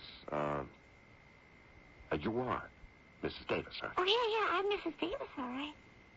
Well, you don't appear to be devastated by your husband's murder. Devastated? What does that mean? Badly cut up. Oh, yeah. Well, I guess not. Were you in love with him? What? Hey, you want to have a drink? No. Oh, pardon me while I pour one for myself, okay? Go ahead, have one. No. Your lips tell me no, but there's yes in your eyes. My old man used to sing that all the time. He was a stagehand back when they had vaudeville. Oh, come on, I can tell you're dying for a drink. You can, huh? Sure. Can't one rummy always recognize another? Well, I've got to obey this one single solitary rule. Never a drop while on the job, understand? Oh, yeah. And I know if I ever break that rule, it means I'm letting go, and I'm going to fall all the way down. Do you know what I mean? Oh, sure. I already fell. So, were you in love with him? With who? Your husband, Kenneth. Why'd you marry him? Well, 'cause he asked me. Oh, and that was reason enough, huh? Hey, for a lot of us girls, sometimes that's the only reason there is. Now, what can you tell me about him? I couldn't tell you anything about him. But he was your husband. I don't think he could have told you anything about me, either. How long were you married? Oh, I guess it's 12 years. And you married him because you were asked. I can understand that. Can you? But why did he ask you? I guess everybody else he asked must have turned him down. And me?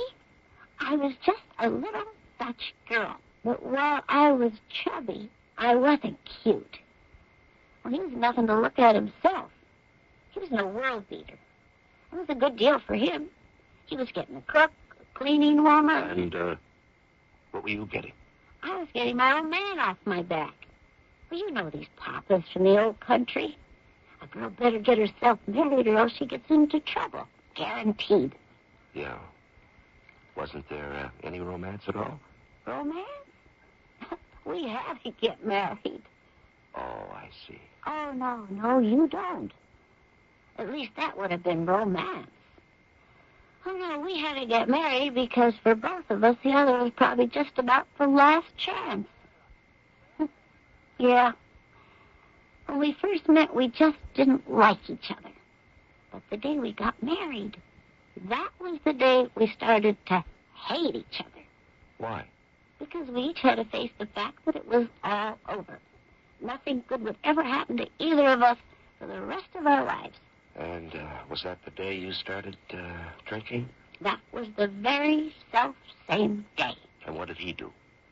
I don't know what he did.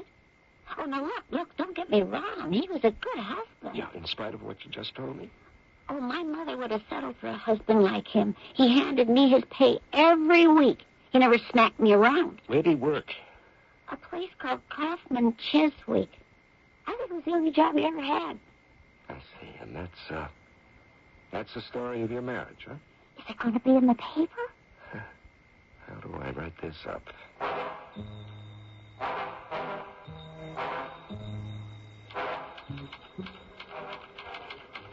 Joe Morris. Yeah. What is the meaning of this? In what kind of acid did you dip your typewriter? What kind of gall and wormwood? Well, you said to angle it for poignancy. This bleak and bitter tale of woe? This desolate chronicle of unrelieved despair? This is poignant? Oh, Joe, we can't print this. Well, it's the truth. You portray that man as an unfeeling slob. And that's exactly what he was to his wife. Can't you see what you did? A law-abiding citizen has been murdered in cold blood on the street. What are you building? But after reading your story, there are people who might actually say good riddance. They might even identify with the killer. We can't have any of that. Well, that's how it was. But that's how his wife says it was. She's a drunk. What about his side of it? I can't ask him. He's dead. Isn't he entitled to his day in court? It's the survivors who write history. Now, Joe, I want a sweet, tender, poignant little story. And you better write one, or else. Okay. One sweet, tender, and poignant little story coming up.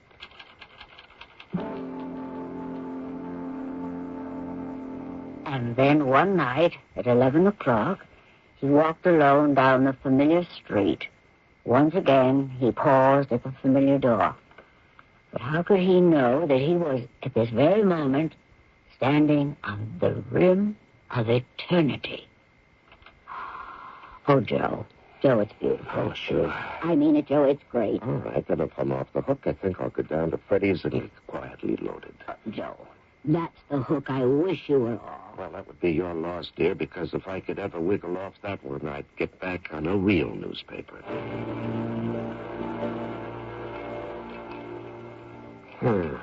Your lips tell me no, but there's yes in your eyes. I wonder, does anybody know how the rest of that goes?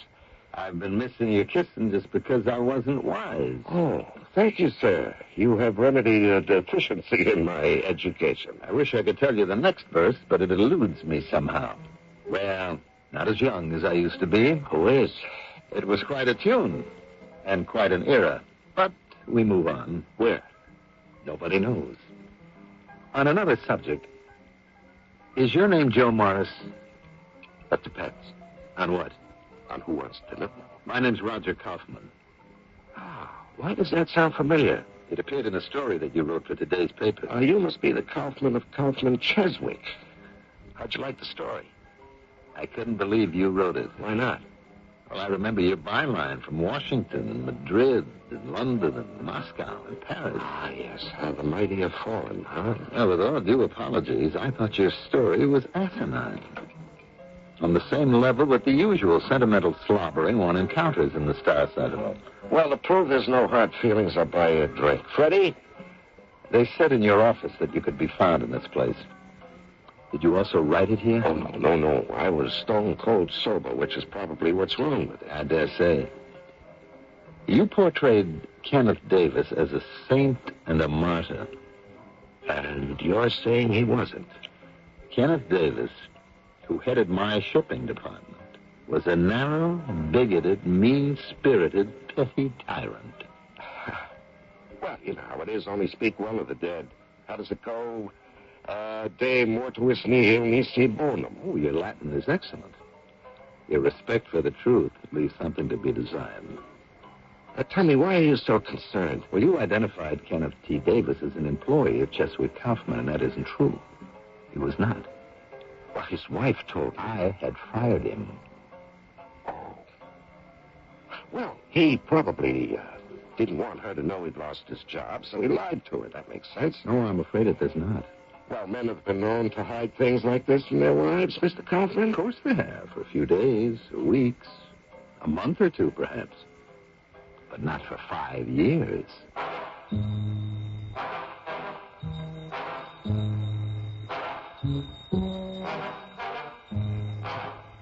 That is a long time to maintain this kind of deception.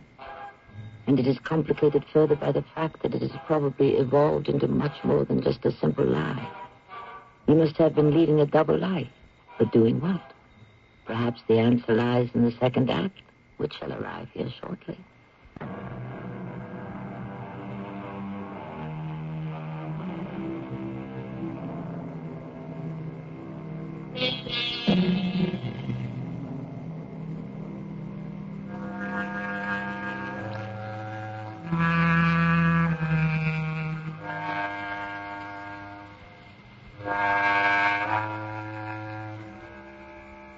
There are millions of men who leave home in the morning and return in the evening. It is assumed that they report to a job of some sort to perform a daily task. I would suggest that this assumption is correct, as far as the vast majority is concerned. But as you know, by now there are always the exceptions who indulge in deceptions, which is why we have stories. You fired Kenneth Davis 5 years ago? What's more, I liquidated the business 3 years ago. So you see, there is no Kaufman Cheswick. Well, now, how could he, persist in the deception? Well, as a reporter, you should know that illusions and delusions are, for many people, the only reality they can tolerate. I would like you to print 2 or 3 lines to the effect that Kenneth T. Davis was erroneously described as an employee of Kaufman Cheswick. Well, the company no longer exists. What does it matter? Well, the truth always matters. Why did you fire Davis in the first place? I didn't like him. Well, should that be reason enough? Certainly. Why go through all the agony of owning a business if you can't do as you please? Well, is it all agony? Is there no ecstasy? He had been hired by Jim Cheswick, and Jim was constitutionally unable to admit that he ever made a mistake. But the day after Jim died, I called Davis into my office, and I said to him, get your money and get out. As far as you're concerned, that was the end of it. Yes. However, a week later... Go on. Oh, nothing. No, you were going to say. Well, perhaps I'd better not. It might be libelous. Well, we wouldn't print it if it were. I'm sure such a citadel of upstanding journalism as the Star Sentinel could do it in a manner that would protect itself and leave me out in the open. Joe, come in. Thank you. I read about me and Kenny in the paper. Oh, I wanted to cry. Even though it was all a lie? Well, wasn't exactly all a lie. Oh, no? You mean you actually had this close and loving relationship? Really, I said to myself, why shouldn't it have been this way? Yeah, I think I'll go with it. Well, you told me yourself he was a miserable... I may have been all upset because of his sudden death, you know? You mean you actually believe that he... No, not altogether, not yet. But after a little while, I guess I will. Anyhow, thanks. For what? Well, you made me a celebrity. Can you imagine? Me? Some woman called from a TV station. And tonight I'm going to be on the tube. As what?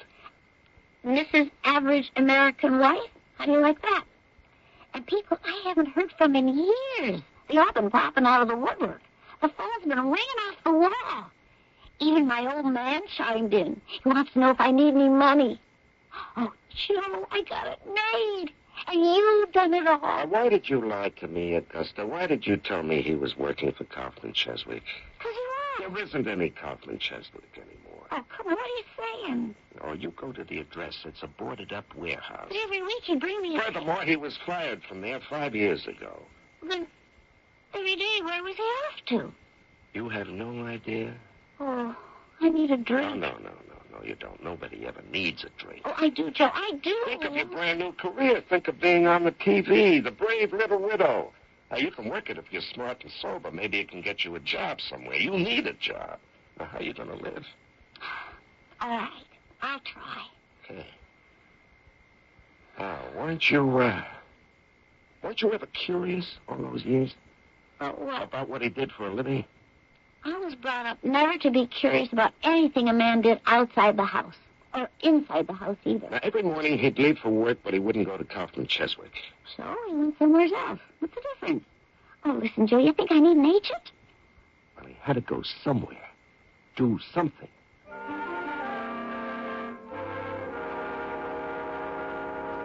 You wanted to see me, Joe? Yes, that story I handed you 3 days ago, the follow-up on Davis. Oh, yes, that story.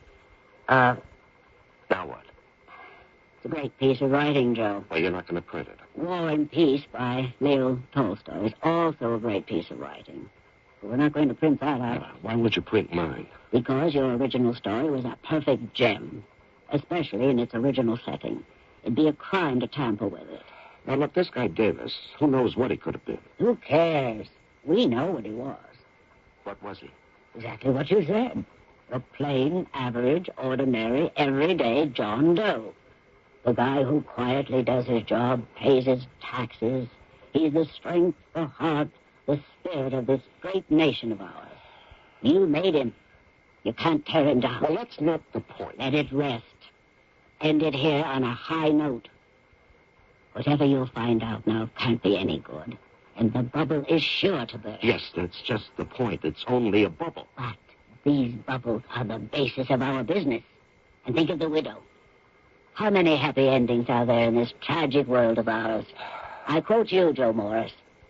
From this sorrow and suffering, she will emerge shining and triumphant.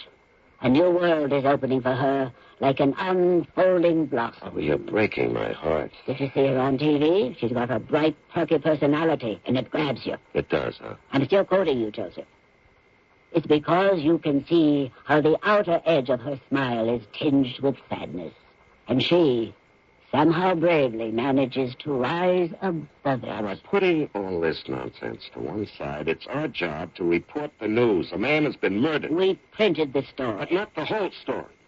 We're leaving out a vital aspect. It's what's known as exercising editorial judgment. Are you lecturing me on the workings of the press? Oh, I wouldn't dare, old-timer. I'm just reminding you. So, as far as you're concerned, the story's finished, huh? The story is finished. Well, not for me, it isn't. What are you going to do? I'm going to finish it. And don't call me old-timer.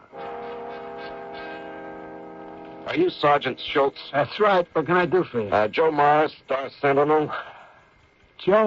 Hey! The wife and I read the article you wrote on this Davis guy. I tell you, we nearly broke down and cried. And we're a tough audience. They said you're in charge of the investigation. Well, yeah. The fella comes home. It's late. Dark, deserted street. Hold-up guy robs him and kills him, and then he disappears. So, go find him. So you do nothing? No. You ought to know better than that, Joe. We do what we can. But what can we do? Can only go up and down the street. We look for witnesses that might have seen something or heard something. Did you find any? Nobody. Kid, he won an angle? For the past 5 years, he was leading a double life. His wife thought he was working for this Kaufman Cheswick outfit. Well, he wasn't. Where was he working? She doesn't know. But he was giving her money every week, so, could this mean something to you? Well, I don't know what. I mean, it don't change the basic situation, which is to find the killer who robbed him. Well, the fact that Davis was keeping whatever he was doing separate from his wife might imply that it could have been something, illegal. Do you agree? Well, sure. Now, what if Davis were involved in an activity that could have been, dangerous to his health? Like what? I don't know. Could be another kind of motive for his murder. And, by the way, how do you know it was robbery? Well, because his empty wallet was found right near the body. His watch and his ring were gone. All he had on him was a keychain and a ballpoint pen. Ah, okay. Okay, I just thought I'd let you know there could be another angle to this case. Well, look, I appreciate that. Sure. You know that since Davis was killed, we've had 4 other homicides? Yeah, and you probably won't solve any of those either. Well, you never could tell. You know, sometimes we get lucky. Hey, don't forget the name is spelled S-C-H. Well, Mr. Morris, won't you have a chair? Thank you. Thank you, Mr. Kaufman. Listen, I need your help. I'm involved in a story, the murder of Kenneth Davis. Well, haven't you already written that story? Well, you know I haven't. You told me so yourself the day you spoke to me in Freddie's bar. You let me know what you thought of it. Oh, I may have been somewhat harsh. No. I needed that. For reasons that would take much too long to go into, I forgot that I was a reporter, and I fell out of things. Is that why I haven't seen your byline from Washington on stories of importance lately? Well, I want that byline to appear again. I wish you the best of luck. No, I need more than your wishes. I need your help. I have to prove to myself that I can really finish a story, because if I do that, I can make it back, all the way back to where I used to be. Well, how can I help you? I have to finish the Kenneth Davis story, but I'm up against a blank wall. I'm at a dead end, and I don't know where to turn. Well, why do you turn to me? What can I tell you? Well, you were about to tell me something in Freddie's bar, but you backed away at the last moment. Oh. And what was that? Oh, it was nothing. Well, then why did you say it might be libelous, Mr. Kaufman? You can trust me. I'm a responsible journalist. I want to become a responsible journalist once again. It's just that it's so unsubstantial. Now, look, when you're starving, a crumb can be a feast. And it's unfair to Kenneth Davis. Well, he's dead. He still has rights. Just because I despised him, I have no... Yes? Well, about 2 weeks after he was discharged, we had a robbery. Close to $200,000 in bearer bonds, as good and as negotiable and as anonymous as cash, was taken. Oh, and you believe Davis was the thief? The thief was caught soon after, but the loot was never recovered. The thief, a man named Louis Darrow, claims that he tried to get rid of the evidence and threw the bonds off the Doylesburg Bridge into the bay. He was sentenced to 20 years in prison. And where does Kenneth Davis come in? Well, he doesn't, really, except in my imagination. I feel that Davis could have been working with this Darrow fellow. I mean, how did Darrow get into the building? There was no sign of a break-in. Well, some burglars are quite skillful. Oh, that's true. It's also true that Davis could have given him keys and told him where to go and what to look for. Huh. You have any evidence? Absolutely none at all. Well, surely, Mr. Kaufman, you must have some basis for your suspicions. I've analyzed my feelings toward Davis as pure, unadulterated prejudice, which is why I despise him. You see, I've always prided myself on being a man who was completely free from prejudice, and then along comes a Kenneth T. Davis and robs me of my illusion. Well, perhaps that's all it ever was. On the other hand, you may have had a sort of unconscious insight into the man's character. He was a coarse, ignorant person. Well, if you're going to make a point of hating every coarse, ignorant person in this world, you'll never have time to do anything else. He was always eating.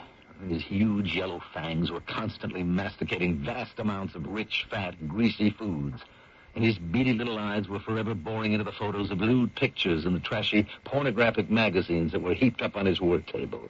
I suppose that's what he lived for. Actual food and imaginary sex. Oh. Well, why do you suspect him of complicity in the theft? Well, I suppose when you're out to beat a dog, you can always find a stick. Look, I've never really talked this out with anyone, and now that I hear the sound of it, well, it is ridiculous. You think so? Well, don't you? I'm not sure. Well, are you saying that you believe he was implicated somehow in that robbery? Well, maybe. Do you have any evidence? None. Well, if there's no evidence... I didn't say there isn't any evidence. I just said I don't have any at this time.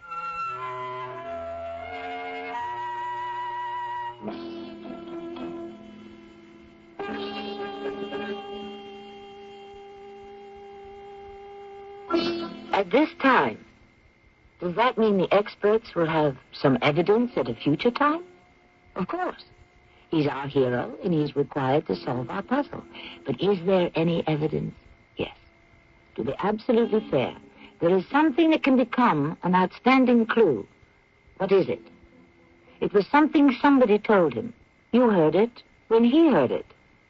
Let's see if you can make the same connection that he does shortly in Act 3.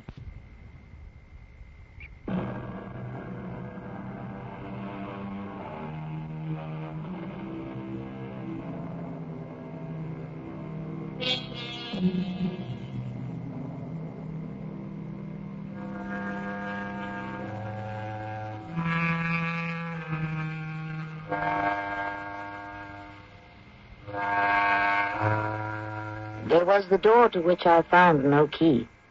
There was the veil through which I could not see. So sings one of the radiant verses from the Rubaiyat of Omar Khayyam.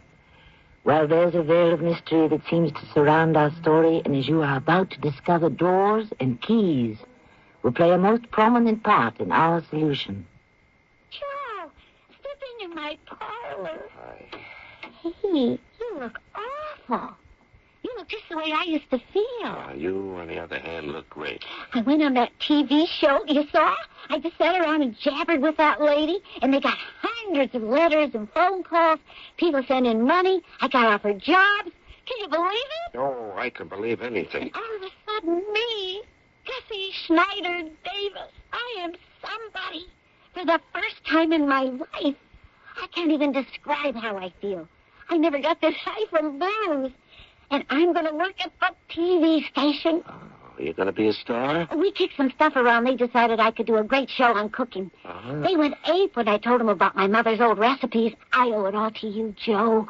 If there's ever anything I can do for you... The night you... your husband was killed.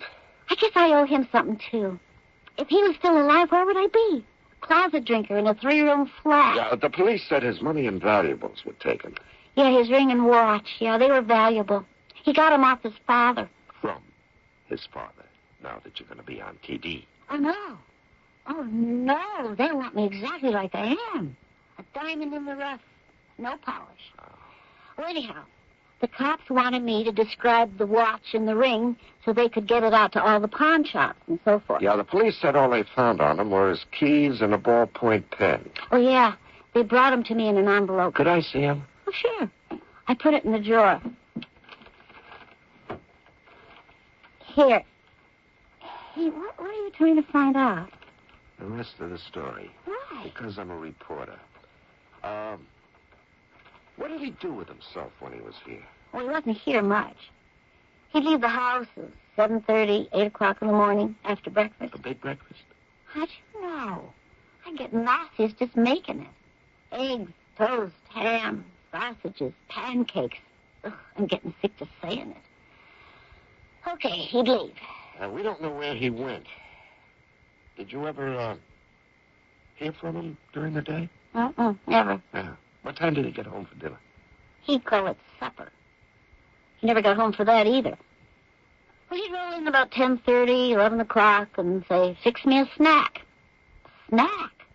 Steak, potatoes, corn, pie. You're saying he'd be gone all day and half the night. And I didn't miss him. And he gave you money. I couldn't fault him on that. He must have found another job somewhere. And why wouldn't he have told you? Maybe he figured it was none of my business.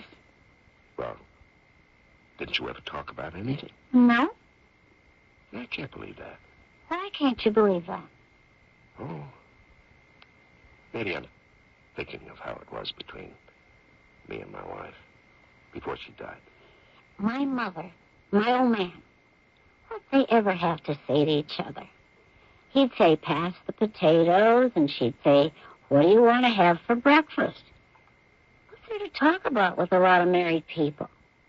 He comes home, he's tired, he watches the TV, he listens to the radio, he reads the paper, and he hits the sack. In the morning, he's out of the house. Well, there has to be a key to this thing somewhere. Joe, it was different with you and your wife? What's it like when people talk to each other? The key. The key. Yeah, maybe the key. The keys on this ring. The keys on this ring, what are they? Huh? Oh, can you tell me what each one is for? Oh, yeah, sure. This one's to the street door. Uh-huh. And, this one's for the door to the apartment. What about the others? 3, 4, 5 of them. Those? Yeah. I don't know. What are they doing on this keychain? Oh, must be keys for someplace else. That's right. Someplace else. There had to be a someplace else, a place where he went. And these are the keys. Now, where are the doors?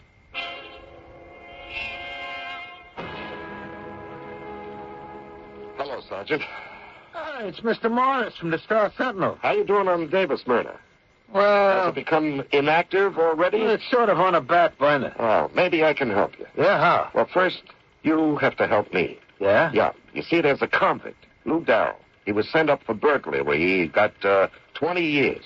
And that was just about 5 years ago. See if he's still there. Huh? Well, how does he come into this? Well, he could be the killer. How do you know? Well, you'll know it before I will. Just get his photograph from the files, Sergeant, and circulate it around the pawn shops. See if he could be the one who sold or tried to sell the watch and the ring that fits the description of the ones that were taken from Davis. Also, you mean there's more? Yeah. Here are some keys. Now, each one has the authorized locksmith's or keymaker's number. And you want us to find out who it is? Well, you could do that easily, Sergeant. Hey, what are you building here? Maybe nothing, and then again, maybe we solve it. That is, you solve it, and you get the killer, and I get the story. Ah. And if it works out, Schultz, remember, your name is spelled S-C-H.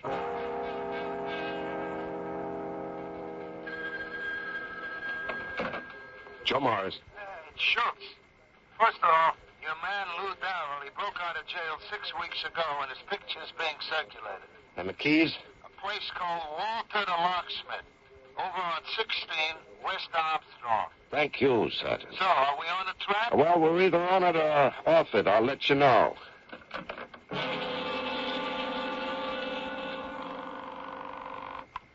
Hello? It's Joe. Did you see the TV show? I was working. Oh, they said it was great. Listen, Joe, I got a whole lot of the stuff I cooked. You want to help me eat some? Yeah, first, would you happen to have a picture of your late husband? I could dig one up somewhere. Who'd want to look at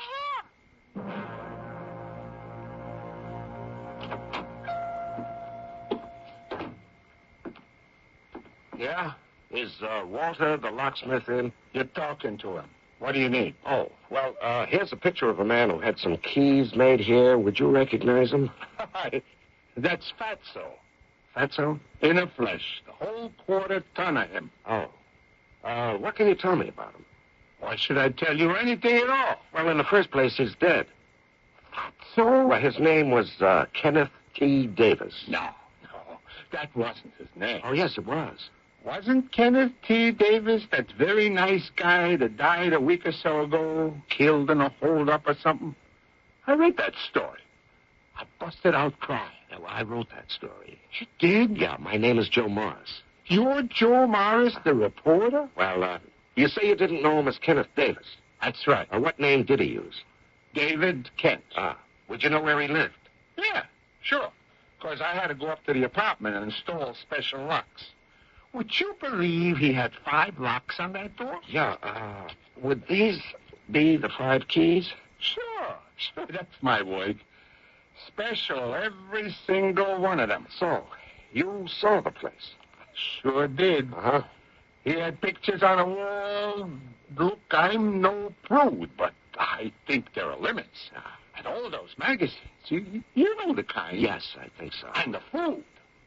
The food all over. Big bowls of fruit and nuts, candy, cakes. Uh-huh. He had a big freezer bulging full with steaks, chops, cold cuts, turkey, name it. Yeah, what's the address? It's just up the street. The apartment house on the corner. 195. Thank you very much.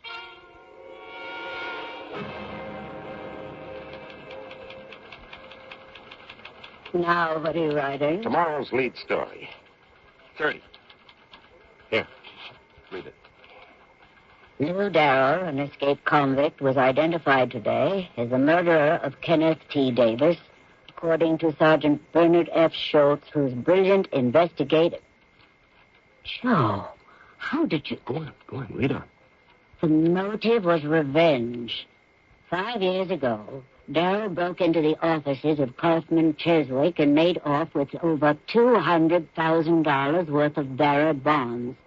Not known at the time was the fact that the theft was made possible by the complicity of Kenneth Davis, who was employed there as head shipping clerk. Oh, Joe, this is sensational. Yeah, just keep reading, huh? Darrell had given the bonds to Davis for safekeeping until he could escape from prison. 6 weeks ago, he made a successful break. He confronted Davis and demanded his share. Davis refused. In a fit of anger, Darrell shot and killed him. Davis, meanwhile, had hidden the bonds in an apartment specially rented for the purpose. Better than half have been recovered.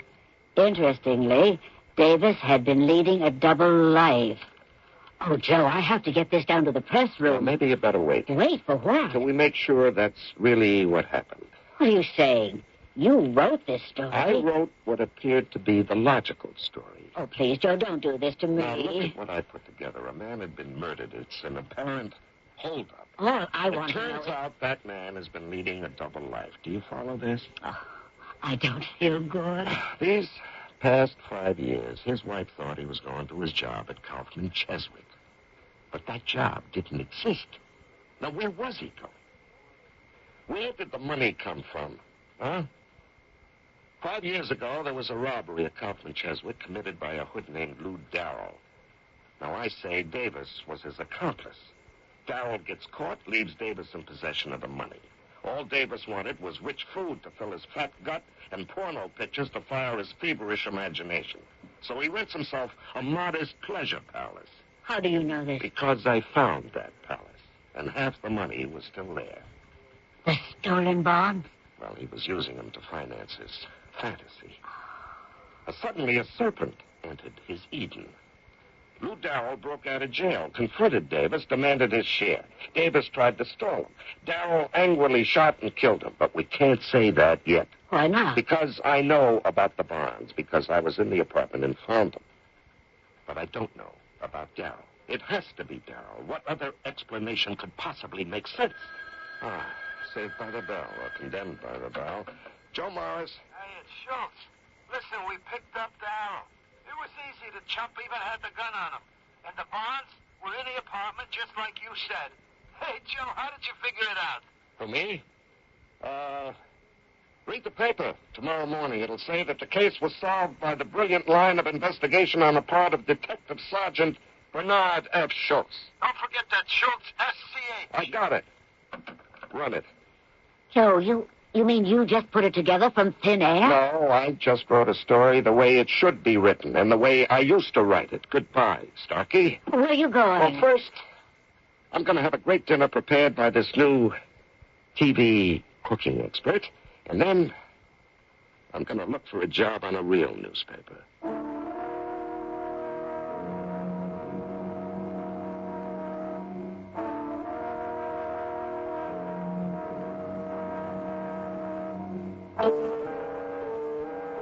Did he find one? And did he also find a great new relationship with Augusta Schneider Davis? Just because the third act curtain has come down, does that mean our story is ended? No. It just means it's time to leave the theater. Because, as everybody knows, or should, a story has no end. It goes on forever. I shall be back shortly.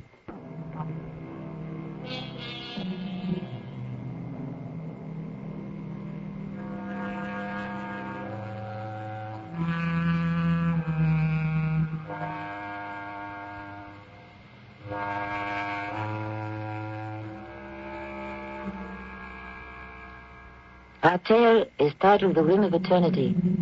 And where is it to be found? Everywhere, all around us.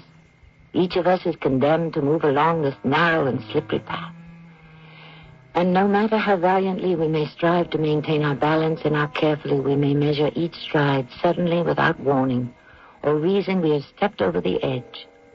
That is when the mystery finally begins or is finally over. Our cast included Larry Haynes, Evie Juster, and Mandel Kramer.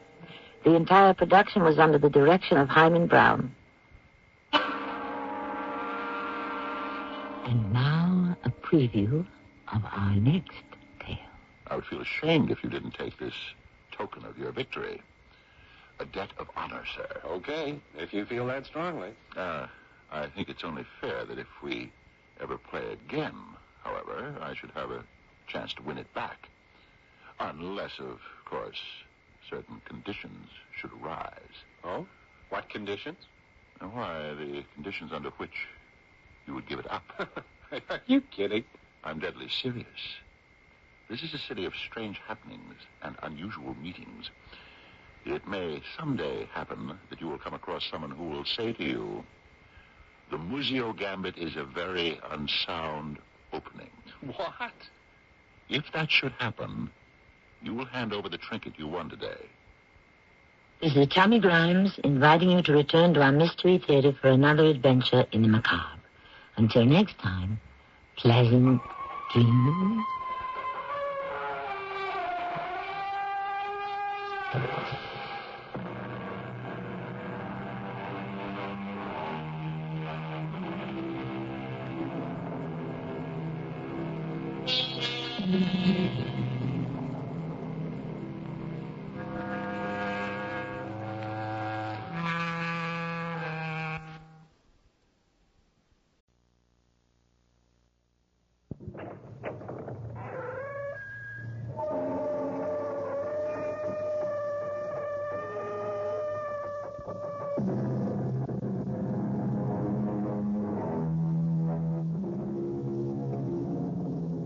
Come in. Welcome. I'm E.G. Marshall, cicerone of this guided tour through the regions of the mysterious and the macabre.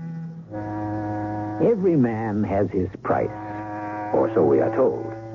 Some of us may protest that we are not for sale, and we may even be convinced of it. However, one should really refrain from making such statements until one has turned down an offer. The cynical view is that human beings are like the stock market. It's merely a matter of closing the distance between the bid and the ask. Is there really such a thing as an offer one cannot refuse? That's what the next hour is all about. What can I do for you, ma'am? I want someone to commit a murder. What did you say? I believe you heard me. Madam, this is a furniture factory. I am the owner. I know exactly who you are and what you do. Why come to me? I'm not a murderer. I'm willing to pay $1 million. Murder is against every moral and religious conviction. I'm willing to pay $1 million. I would never... I'm willing to pay you $1 million.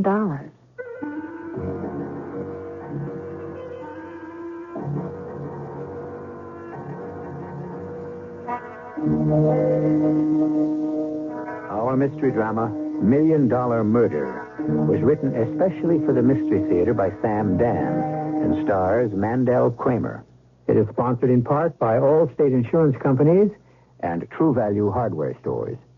I'll be back shortly with Act One.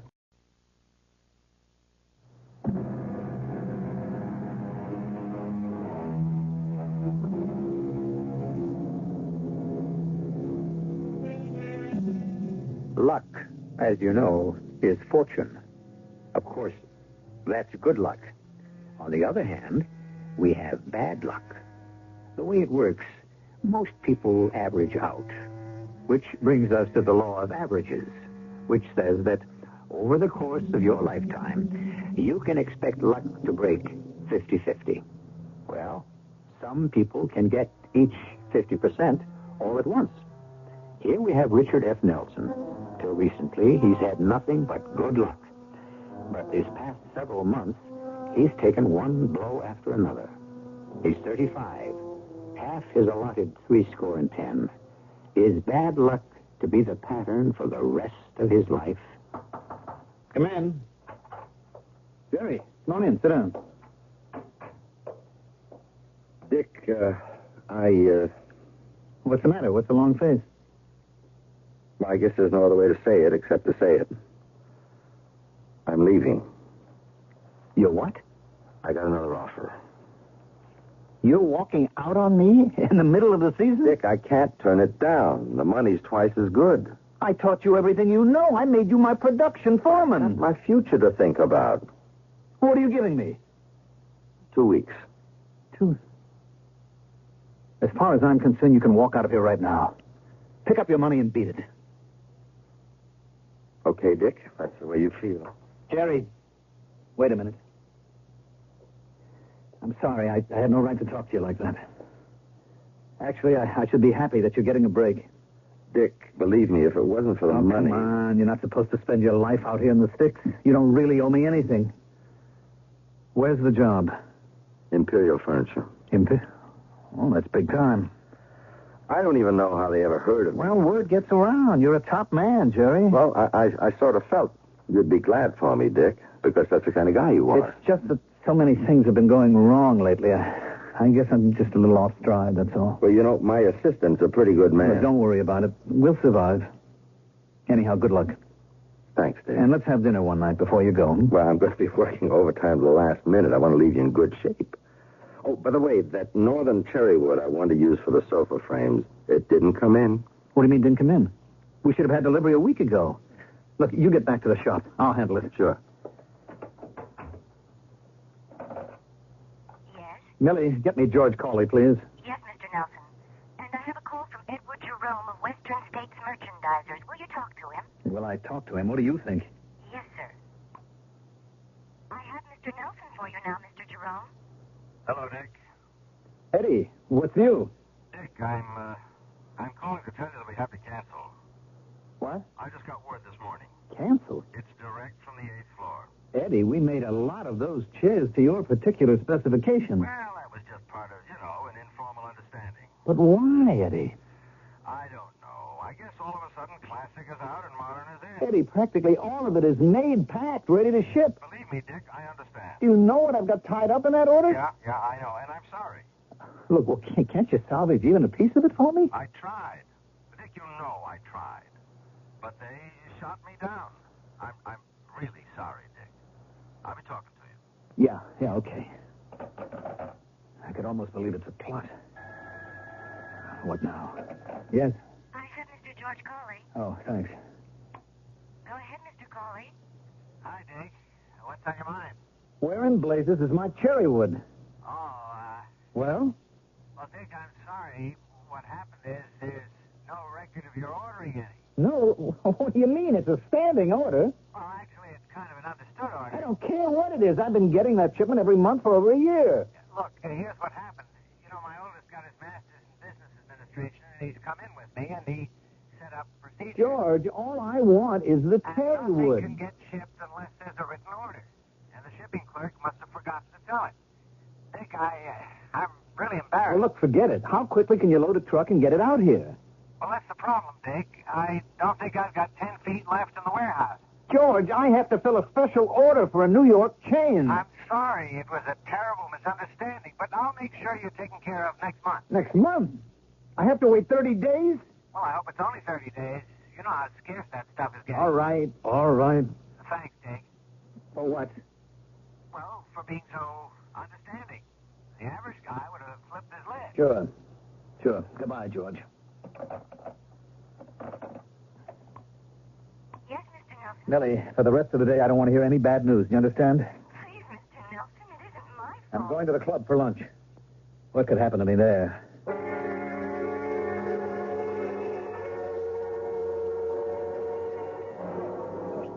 Hello, Dick. Oh, till tomorrow. You expecting anyone? No. You joined me for lunch? Thanks. I was hoping I'd run into you.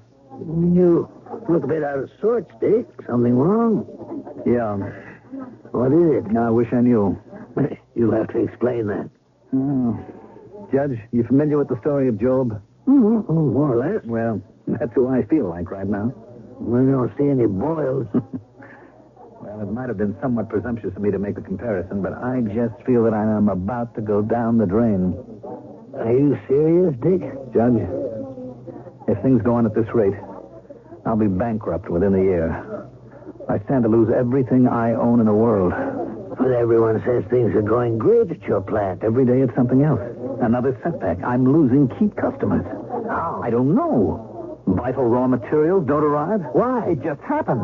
And to top it all, my foreman got a better job and is leaving me. What is it? What's happening? Well, it's just a lot of bad luck. So much bad luck? All at once? Dick, I've known you all your life. You've always been the golden boy. Fortune has smiled upon you constantly. Well, she's an extremely fickle old girl, and now she wants to frown for a bit. But it just seems to be a pattern. You've probably been spoiled. You've never had to cope with adversity. No, it's more than that, Judge. It's reached a point now where I know that every day is going to produce another setback. Oh, come on now, Dick. It's all in your head. Wait, where's the waiter? Charlie, would you please bring a phone over to my table? Why do you want a phone? I've only been away from the office for 20 minutes, Judge, and I am willing to bet trouble is still rolling in. Thank you, Charlie. You, might want to see a psychiatrist, Yeah, I would if I could sell him some furniture. Richard Nelson and Company. It's me, Millie. Oh, it's a good thing you called, Mr. Nelson. Mr. Davis of Consolidated phone. They're sending back our order. Mr. Nelson, how did you know? Millie, I'm taking the rest of the day off. You see, it never rains. It pours. Yes. But eventually, it stops. One time it didn't stop for 40 days and 40 nights. And for most people, that was forever.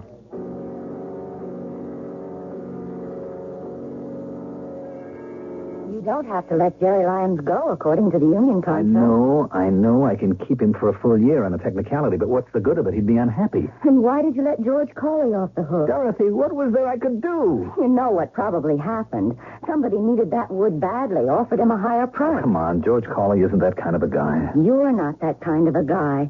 And so you want to believe the best about everyone else. And Eddie Jerome?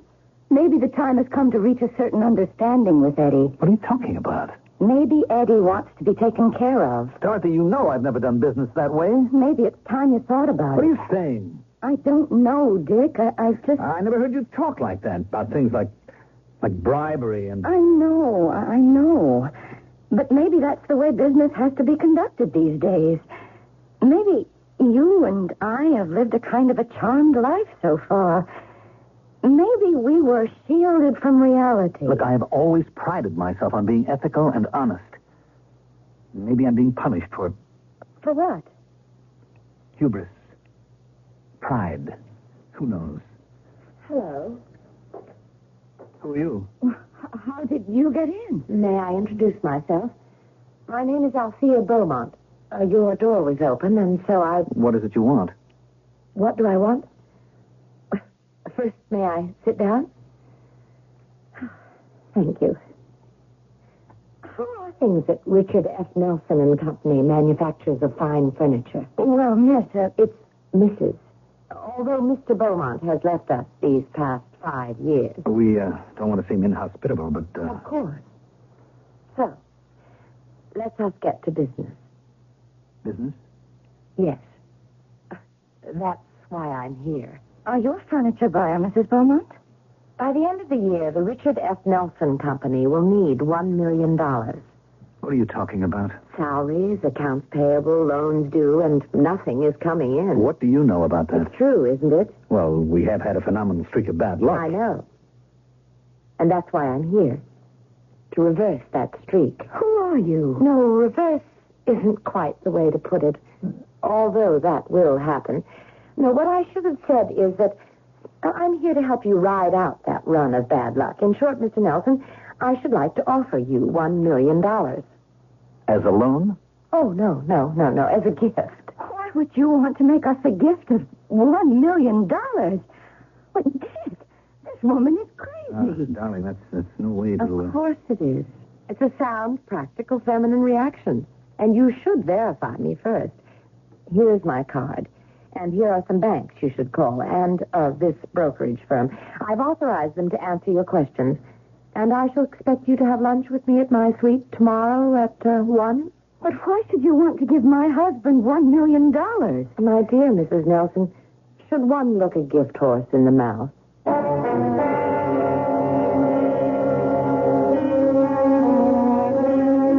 There are two schools of thought on that subject. People like St. Jerome and Miguel Cervantes said no. On the other hand, Had the men of ancient Troy been more scrupulous in the inspection of their gift horse, the Greeks would have lost the Trojan War. But who is this Mrs. Althea Beaumont, who intends to offer $1 million to a complete stranger, and for no apparent reason? We'll know more when I return in just a few moments with Act Two.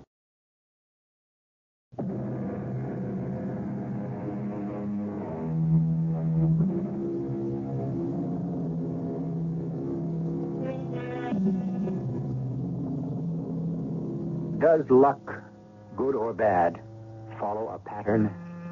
According to the law of averages, you're supposed to get an equal part of each over the course of your lifetime. And we even have testimony for this in the Bible. After all, the 7 fat years were followed by 7 lean, all of which is scant consolation to Richard F. Nelson, who has been having some problems lately. Come in. Oh, welcome. Oh, won't you both sit down, please? Now, Mr. Nelson, Mrs. Nelson, have you investigated me? Well, we made some calls. And we discovered that you're a fabulously wealthy woman, Mrs. Beaumont. Fabulously wealthy. Yes, you could put it that way. And so you have ascertained that I am capable of giving you $1 million if I choose. Yes, but we can't understand why should you choose... Well, I expect you to perform a small service for me in return, of course. Are we supposed to sell our souls to the devil? Dorothy. What a remarkable notion. Oh, please. I didn't mean it to sound that way, but what am I supposed to think? Out of a clear blue sky, a stranger offers us $1 million. And, well, these things only happen in books or plays where you have to make a bargain with the devil, don't they? You need that $1 million, don't you, Mr. Nelson? Yes. You said something about performing a small service. Oh, yes. And I don't think it's too much to ask, considering that I'm willing to pay $1 million for it. What do you want us to do? Do you know Judge Walter K. Morrow? No, he's my dearest, closest friend. The judge has been like a father to Dick all these years. What about the judge? I want you to kill him. Oh. What did you say? I believe you heard me. Yes, I'm frightened. She's a mad woman. I would disagree. You can't be serious. Kill Judge Morrow? For $1 million. You are a sick woman. It isn't worth $1 million to you? I shall have to report this to the police. What will you report to the police? Who would believe such a ridiculous-sounding accusation? Then you admit it's ridiculous. No. I only said it sounds ridiculous. I don't believe we have anything further to discuss. I agree. We have discussed enough for one day. Sleep on it. Mrs. Beaumont, you are an evil, vicious woman. You may feel differently tomorrow. About murder? Never. You know where to find me. I'm sorry, Dick. We can't afford you anymore. I counted on that order. The merchandise is just too expensive. But it's highest quality. It's the best workmanship, the raw materials. I know, but we can't sell it. Maybe the public doesn't appreciate it. Look, isn't there any way that we can do some business this year? Well, you have to give us a better price. How much better? Say, 30% better. 30%? How can I do 30% better? Cut corners. Cut corners? Take out the quality? Our customers don't understand quality. Therefore, we don't demand it. And so you don't have to put it in. I wouldn't know how to do business that way. I understand your problem. But you have to understand my problem. Yes, look, let me think about it. Maybe I can figure something out. I sure hope so. Goodbye. It won't work. What? You can't compete with the cutthroats. How did you get in here? You didn't come to see me. I have nothing to see you about. So I decided to make it easier for you. I came to your office. Tell me, why do you want Judge Morrow murdered? I don't like him. And for that reason? I can afford to indulge my emotions. So why offer me $1 million to do it? Surely you could hire some gangster to do it for a lot less money. It has to do with what you were just talking about on the phone. Quality. Quality? Yes. Because this murder would be meaningless if it didn't have a certain quality. I don't know who you are. I don't know what your motive is. Ah, Richard. Richard. Don't I look familiar? No, I can't say that I ever... Look closely, Richard. You don't recognize me? I don't seem to. How many people have ever called you Richard? And how many girls have you ever known who were called Althea? You've blocked it, and her, completely from your mind, haven't you? Althea? To Althea from Prison by Richard Lovelace. Stone walls do not a prison make, nor iron bars a cage. Minds innocent and quiet, take that for a hermitage. Oh, good Lord. If I have freedom in my love and in my soul, am free, angels alone that soar above enjoy such liberty. It's Althea. What a coincidence. Your name was Richard and my name was Althea, and we pretended that you were that poet, that wonderful 17th century poet. How old were we? Althea. Just 18. You can't be Althea. You were the wealthy college boy, and I only a townie who worked at the coffee shop. Oh, how I loved you, Richard. You were so different from every boy I'd ever known. Please, Althea. You introduced me to art, music, poetry, and now you don't even remember. I do. I remember. Do you remember the day that I told you Althea, that don't. I loved you so much, Richard? I loved you Please. so much. Althea. Let me refresh your memory. Althea, please. We were walking in the woods, and we came to our favorite spot. Althea, darling. Tell me you love me, Richard. Oh, tell me. I love you. Richard. What's the matter, darling? What is it? Well, Something wrong? I guess it all depends on the way you look at it. You're acting so mysterious. I suppose I am. It is the eternal mystery, the age-old mystery, the ever-new mystery of life and birth. Althea, what are you saying? I'm saying that you and I are going to... Althea. Are you sorry, Richard? Sorry. Oh, my darling. Darling, I'm so happy. Are you sure? Well, we'll have to get married. Oh, Richard. You're the only girl I've ever loved, Althea. We're going to be married sooner or later. Okay. Sooner is greater.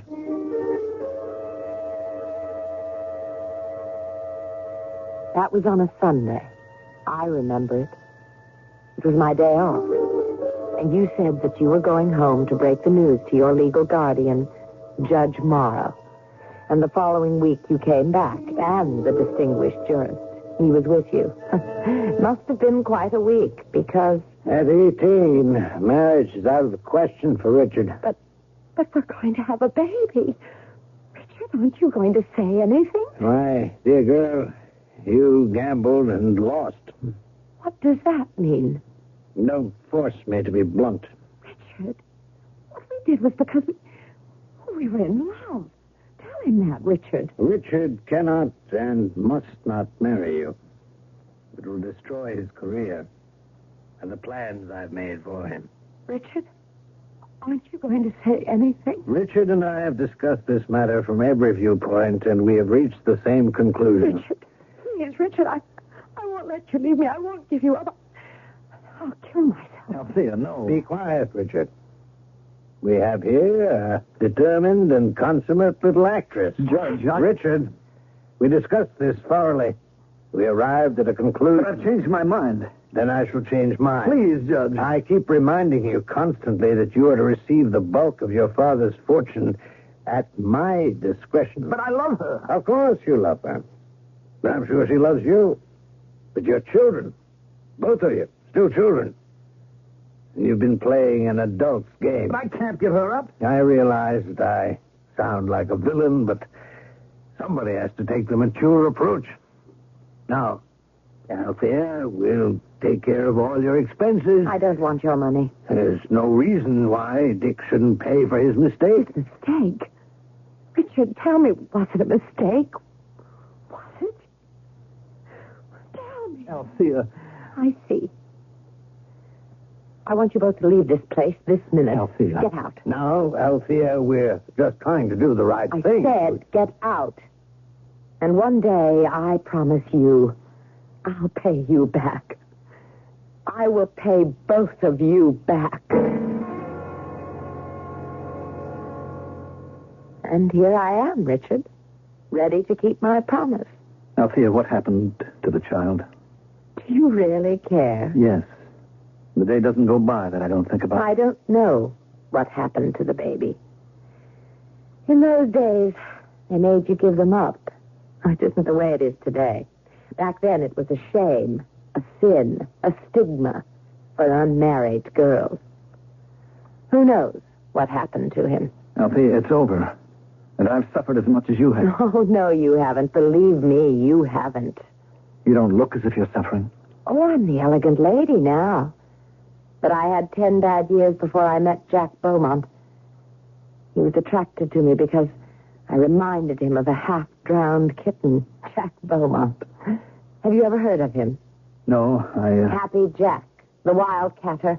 One day the drill would strike oil, he'd be worth millions. The next day he'd be flat broke. Fortunately for me, he died on a day he was rich. Althea, I have repented every waking and every sleeping moment. Have you? Look, what I did to you was wrong.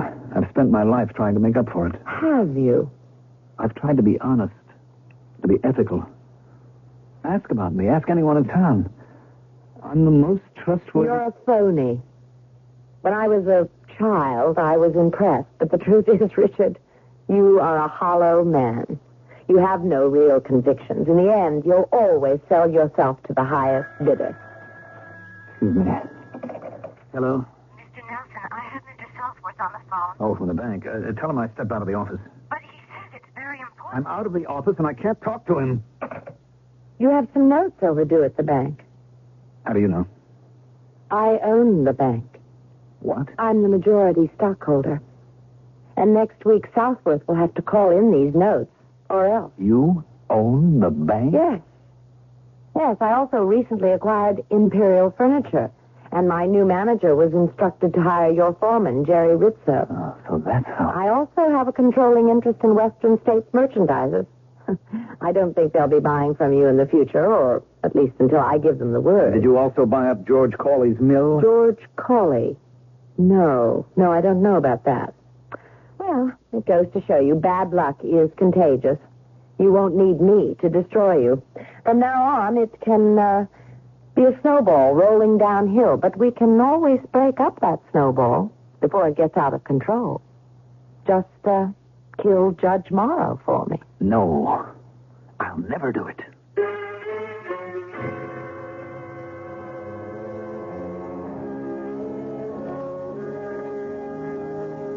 Never, as we all know, is a long, long time. Actually, it's the same as forever. And things have a way of falling into different perspectives, and circumstances can alter cases. Man is nothing if not flexible. Well, will he or won't he? The third act is coming up in just a few moments.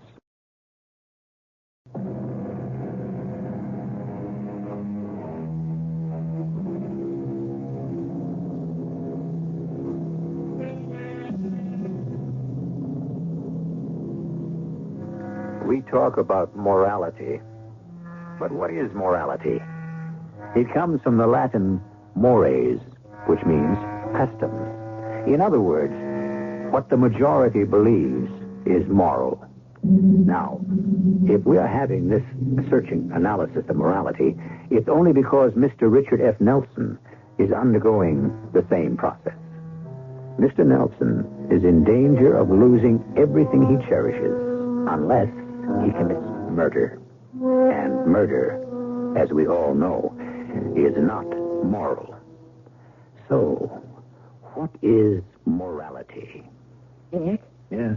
I was at the club today, and I signed for lunch. Oh? And as I was leaving, John, the manager, took me aside and said you hadn't paid our dues and that we were 3 months. Yes, I know. Dick, I don't want to be embarrassed, so won't you take care of it? Wait a minute. Dorothy, is it possible that you don't know what's happening? Dear, surely we can pay our dues. We're going to have to resign from the club. Oh, that's impossible. Do you realize my family has always... Well, my grandfather was one of the founders. We simply no longer can afford it. What am I going to say to people? I don't know, and I don't care. There's no way to talk to me. Look, you're going to have to sign this paper for me. Why? I'm taking a second mortgage on the house, and I need your signature. But this is really my house. Dorothy, I have a note coming due at the bank. Daddy gave it to us for a wedding present, but he really meant for me to have My it. darling, we are facing bankruptcy. I don't understand. This Althea Beaumont woman is out to destroy us. But why? What have you ever done to her? Nothing. Nothing. Now, look. I can make it. Despite everything, with the mortgage on the house, so we can pawn some of your jewelry. But... We have no choice, darling. Just a minute. Hello, Dick. Mind if I come in? Well, Judge, of course. Well, how about joining us for dinner? Judge, how good to see you. Oh, I'm on my way up to the country. Spend a little time by myself in the cabin. Are you all right? Well, you know how it is. You get to be my age, and any day can be your last. Oh, Judge, you mustn't talk like that. Well, anyhow, I thought I'd drop in and let you know the bridge game for tomorrow night has to be canceled. Oh, that's all right. What's all this Southwest tells me? Southwest? Yes, at the bank. You seem to be running into some cash flow problems. Oh, well, we've had a few reverses, Judge. Matter of fact, I was thinking of asking you for a loan. Me? Where else can I turn? My boy, 15 years ago, I gave you all the money you were ever going to get from me. Judge, times happen to be very tough. It's tough times that bring out the best in people. That's when you develop character. But I have some unusual problems. I could do the easy thing, Dick, and give you the money, but you get out of this yourself. Now, you got the stuff, and you'll see. You'll both thank me for it later. Seems I remember I once heard you say that before. Mm-hmm. You may have. And I was right, wasn't I? Well, goodbye. I'll probably be back for the weekend.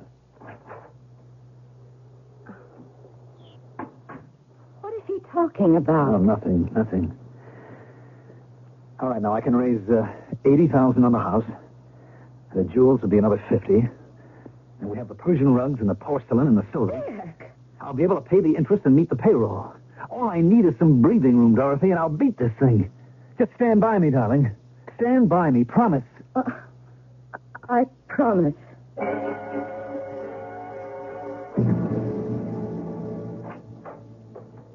Ah, Mrs. Nelson. Mrs. Richard F. Nelson. May I come in, Mrs. Beaumont?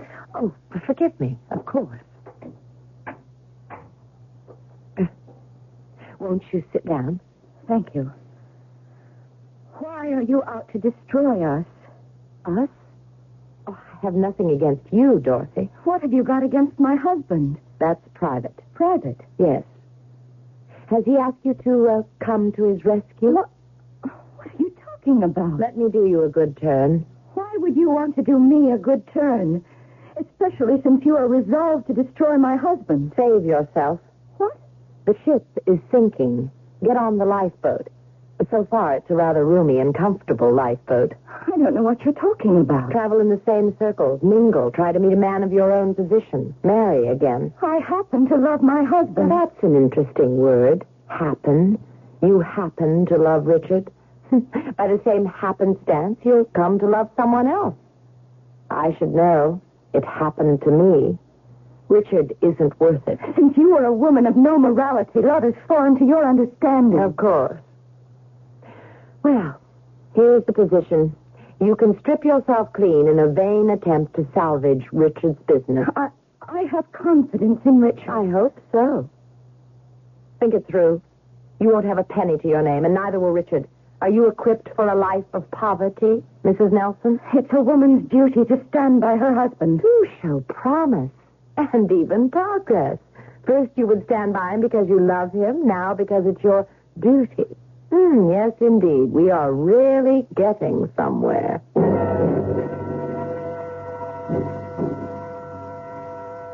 You lied to me. Why? Why did you lie to me? How could I tell you the truth? You were the father of her child. Oh, good Lord, it sounds like a melodrama. I was young, stupid. Now you're older and not much wiser. Didn't you ever make a mistake? Yes, I married you. Dorothy. I guessed wrong. I never had the courage to bring it out into the open. But now I can face it. My share of our money won't save you. Dorothy, you have to help me. I have nowhere else to go. Yes, you have. What are you saying? You know what I'm saying. Are you telling me to kill Judge Morrow? I'm only saying you have an alternative. Do you think for one moment that I would? I don't know. I just can't stand any more of this. It's impossible for me to stay with you any longer. Just as it was impossible for you to stay with her once.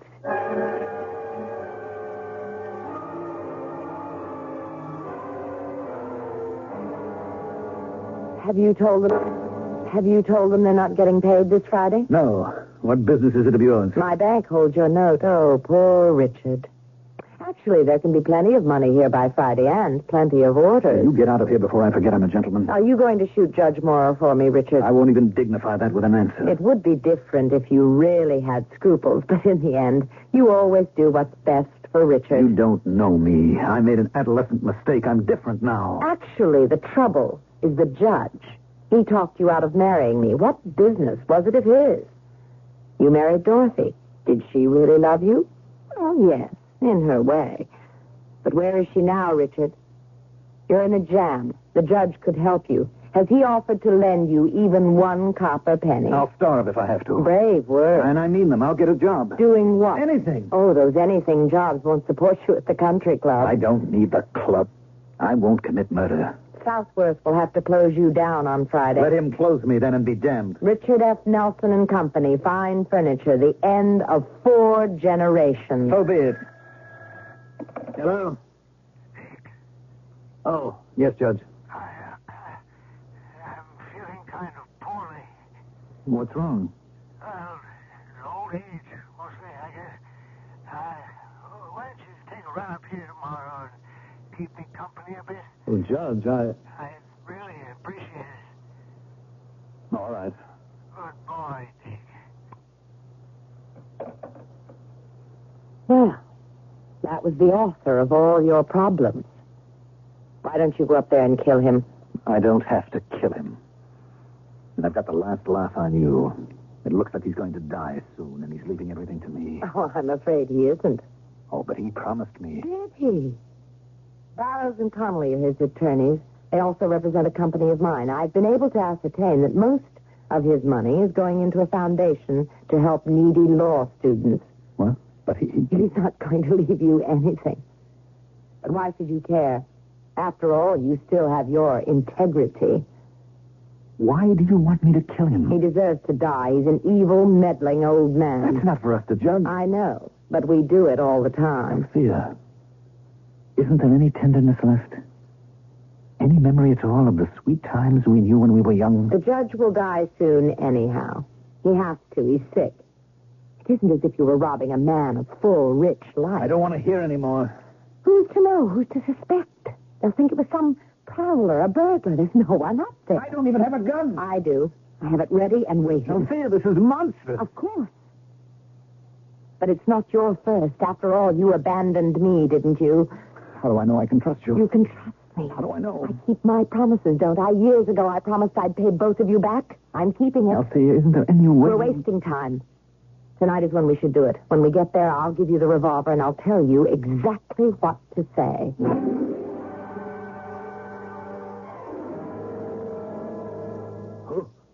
Who's there? I say, who's there? It's me, Judge. Oh, Dick. I thought you weren't coming up until tomorrow. Here, let me turn on the light. Who's that with you? You don't remember me, Judge? Who are you? I'm the girl who gambled and lost. Stop talking in riddles. I'm Althea, Judge. The town girl who wasn't good enough to marry Richard. Dick! Dick, what's the meaning of... The meaning is that I promised to pay you back, and I'm giving Dick $1 million to kill you. This is crazy. Show him the revolver, Richard. This is a joke. Nobody should joke with a loaded .38 in his hand. Dick, after all I've done for you... What have you done for him lately? I swear to you, I'll leave you everything in my will. Here, I'll even write it out now and sign it. Can you give him $1 million? No, you don't have that much, and that's my bid. Dick, you can't kill me. I've known you since you were... Shoot him. I can't. He looks at me like that. I can't. South whistle for close in the morning. Shoot him. No. I can't kill him. I can't. I don't want your money. That's childish. You need money for so many things. Payroll, the bank loan. Shoot him. No, Richard. Shoot him. I'm sorry. Please, Richard. You're a meddling old fool. No. That's it, Richard. Get angry. You ruined my life. That's it. On account of you, I lost the only girl I ever loved. No. Why shouldn't I kill for $1 million? I ought to kill you for nothing. Bravo, Richard. Bravo. He doesn't die. Look at him. He doesn't die. Richard. You're wasting your time, Richard. Those are blank cartridges. Blanks? I proved my point. You are a scoundrel. And now I am over you completely. Over me? If only you had told me to take my money and go to blazes. If only you had meant it. Well, goodbye, Richard. Goodbye, Judge. I hope you will remain fast friends.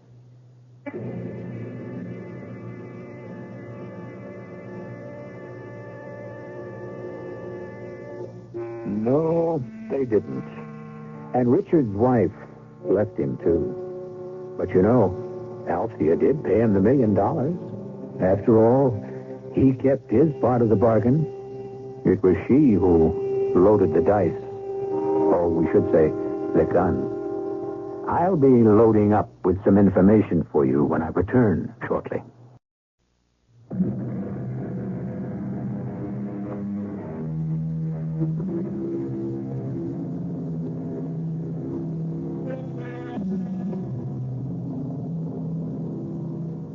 I wouldn't do it for $1 million. Have you ever said that? Be careful.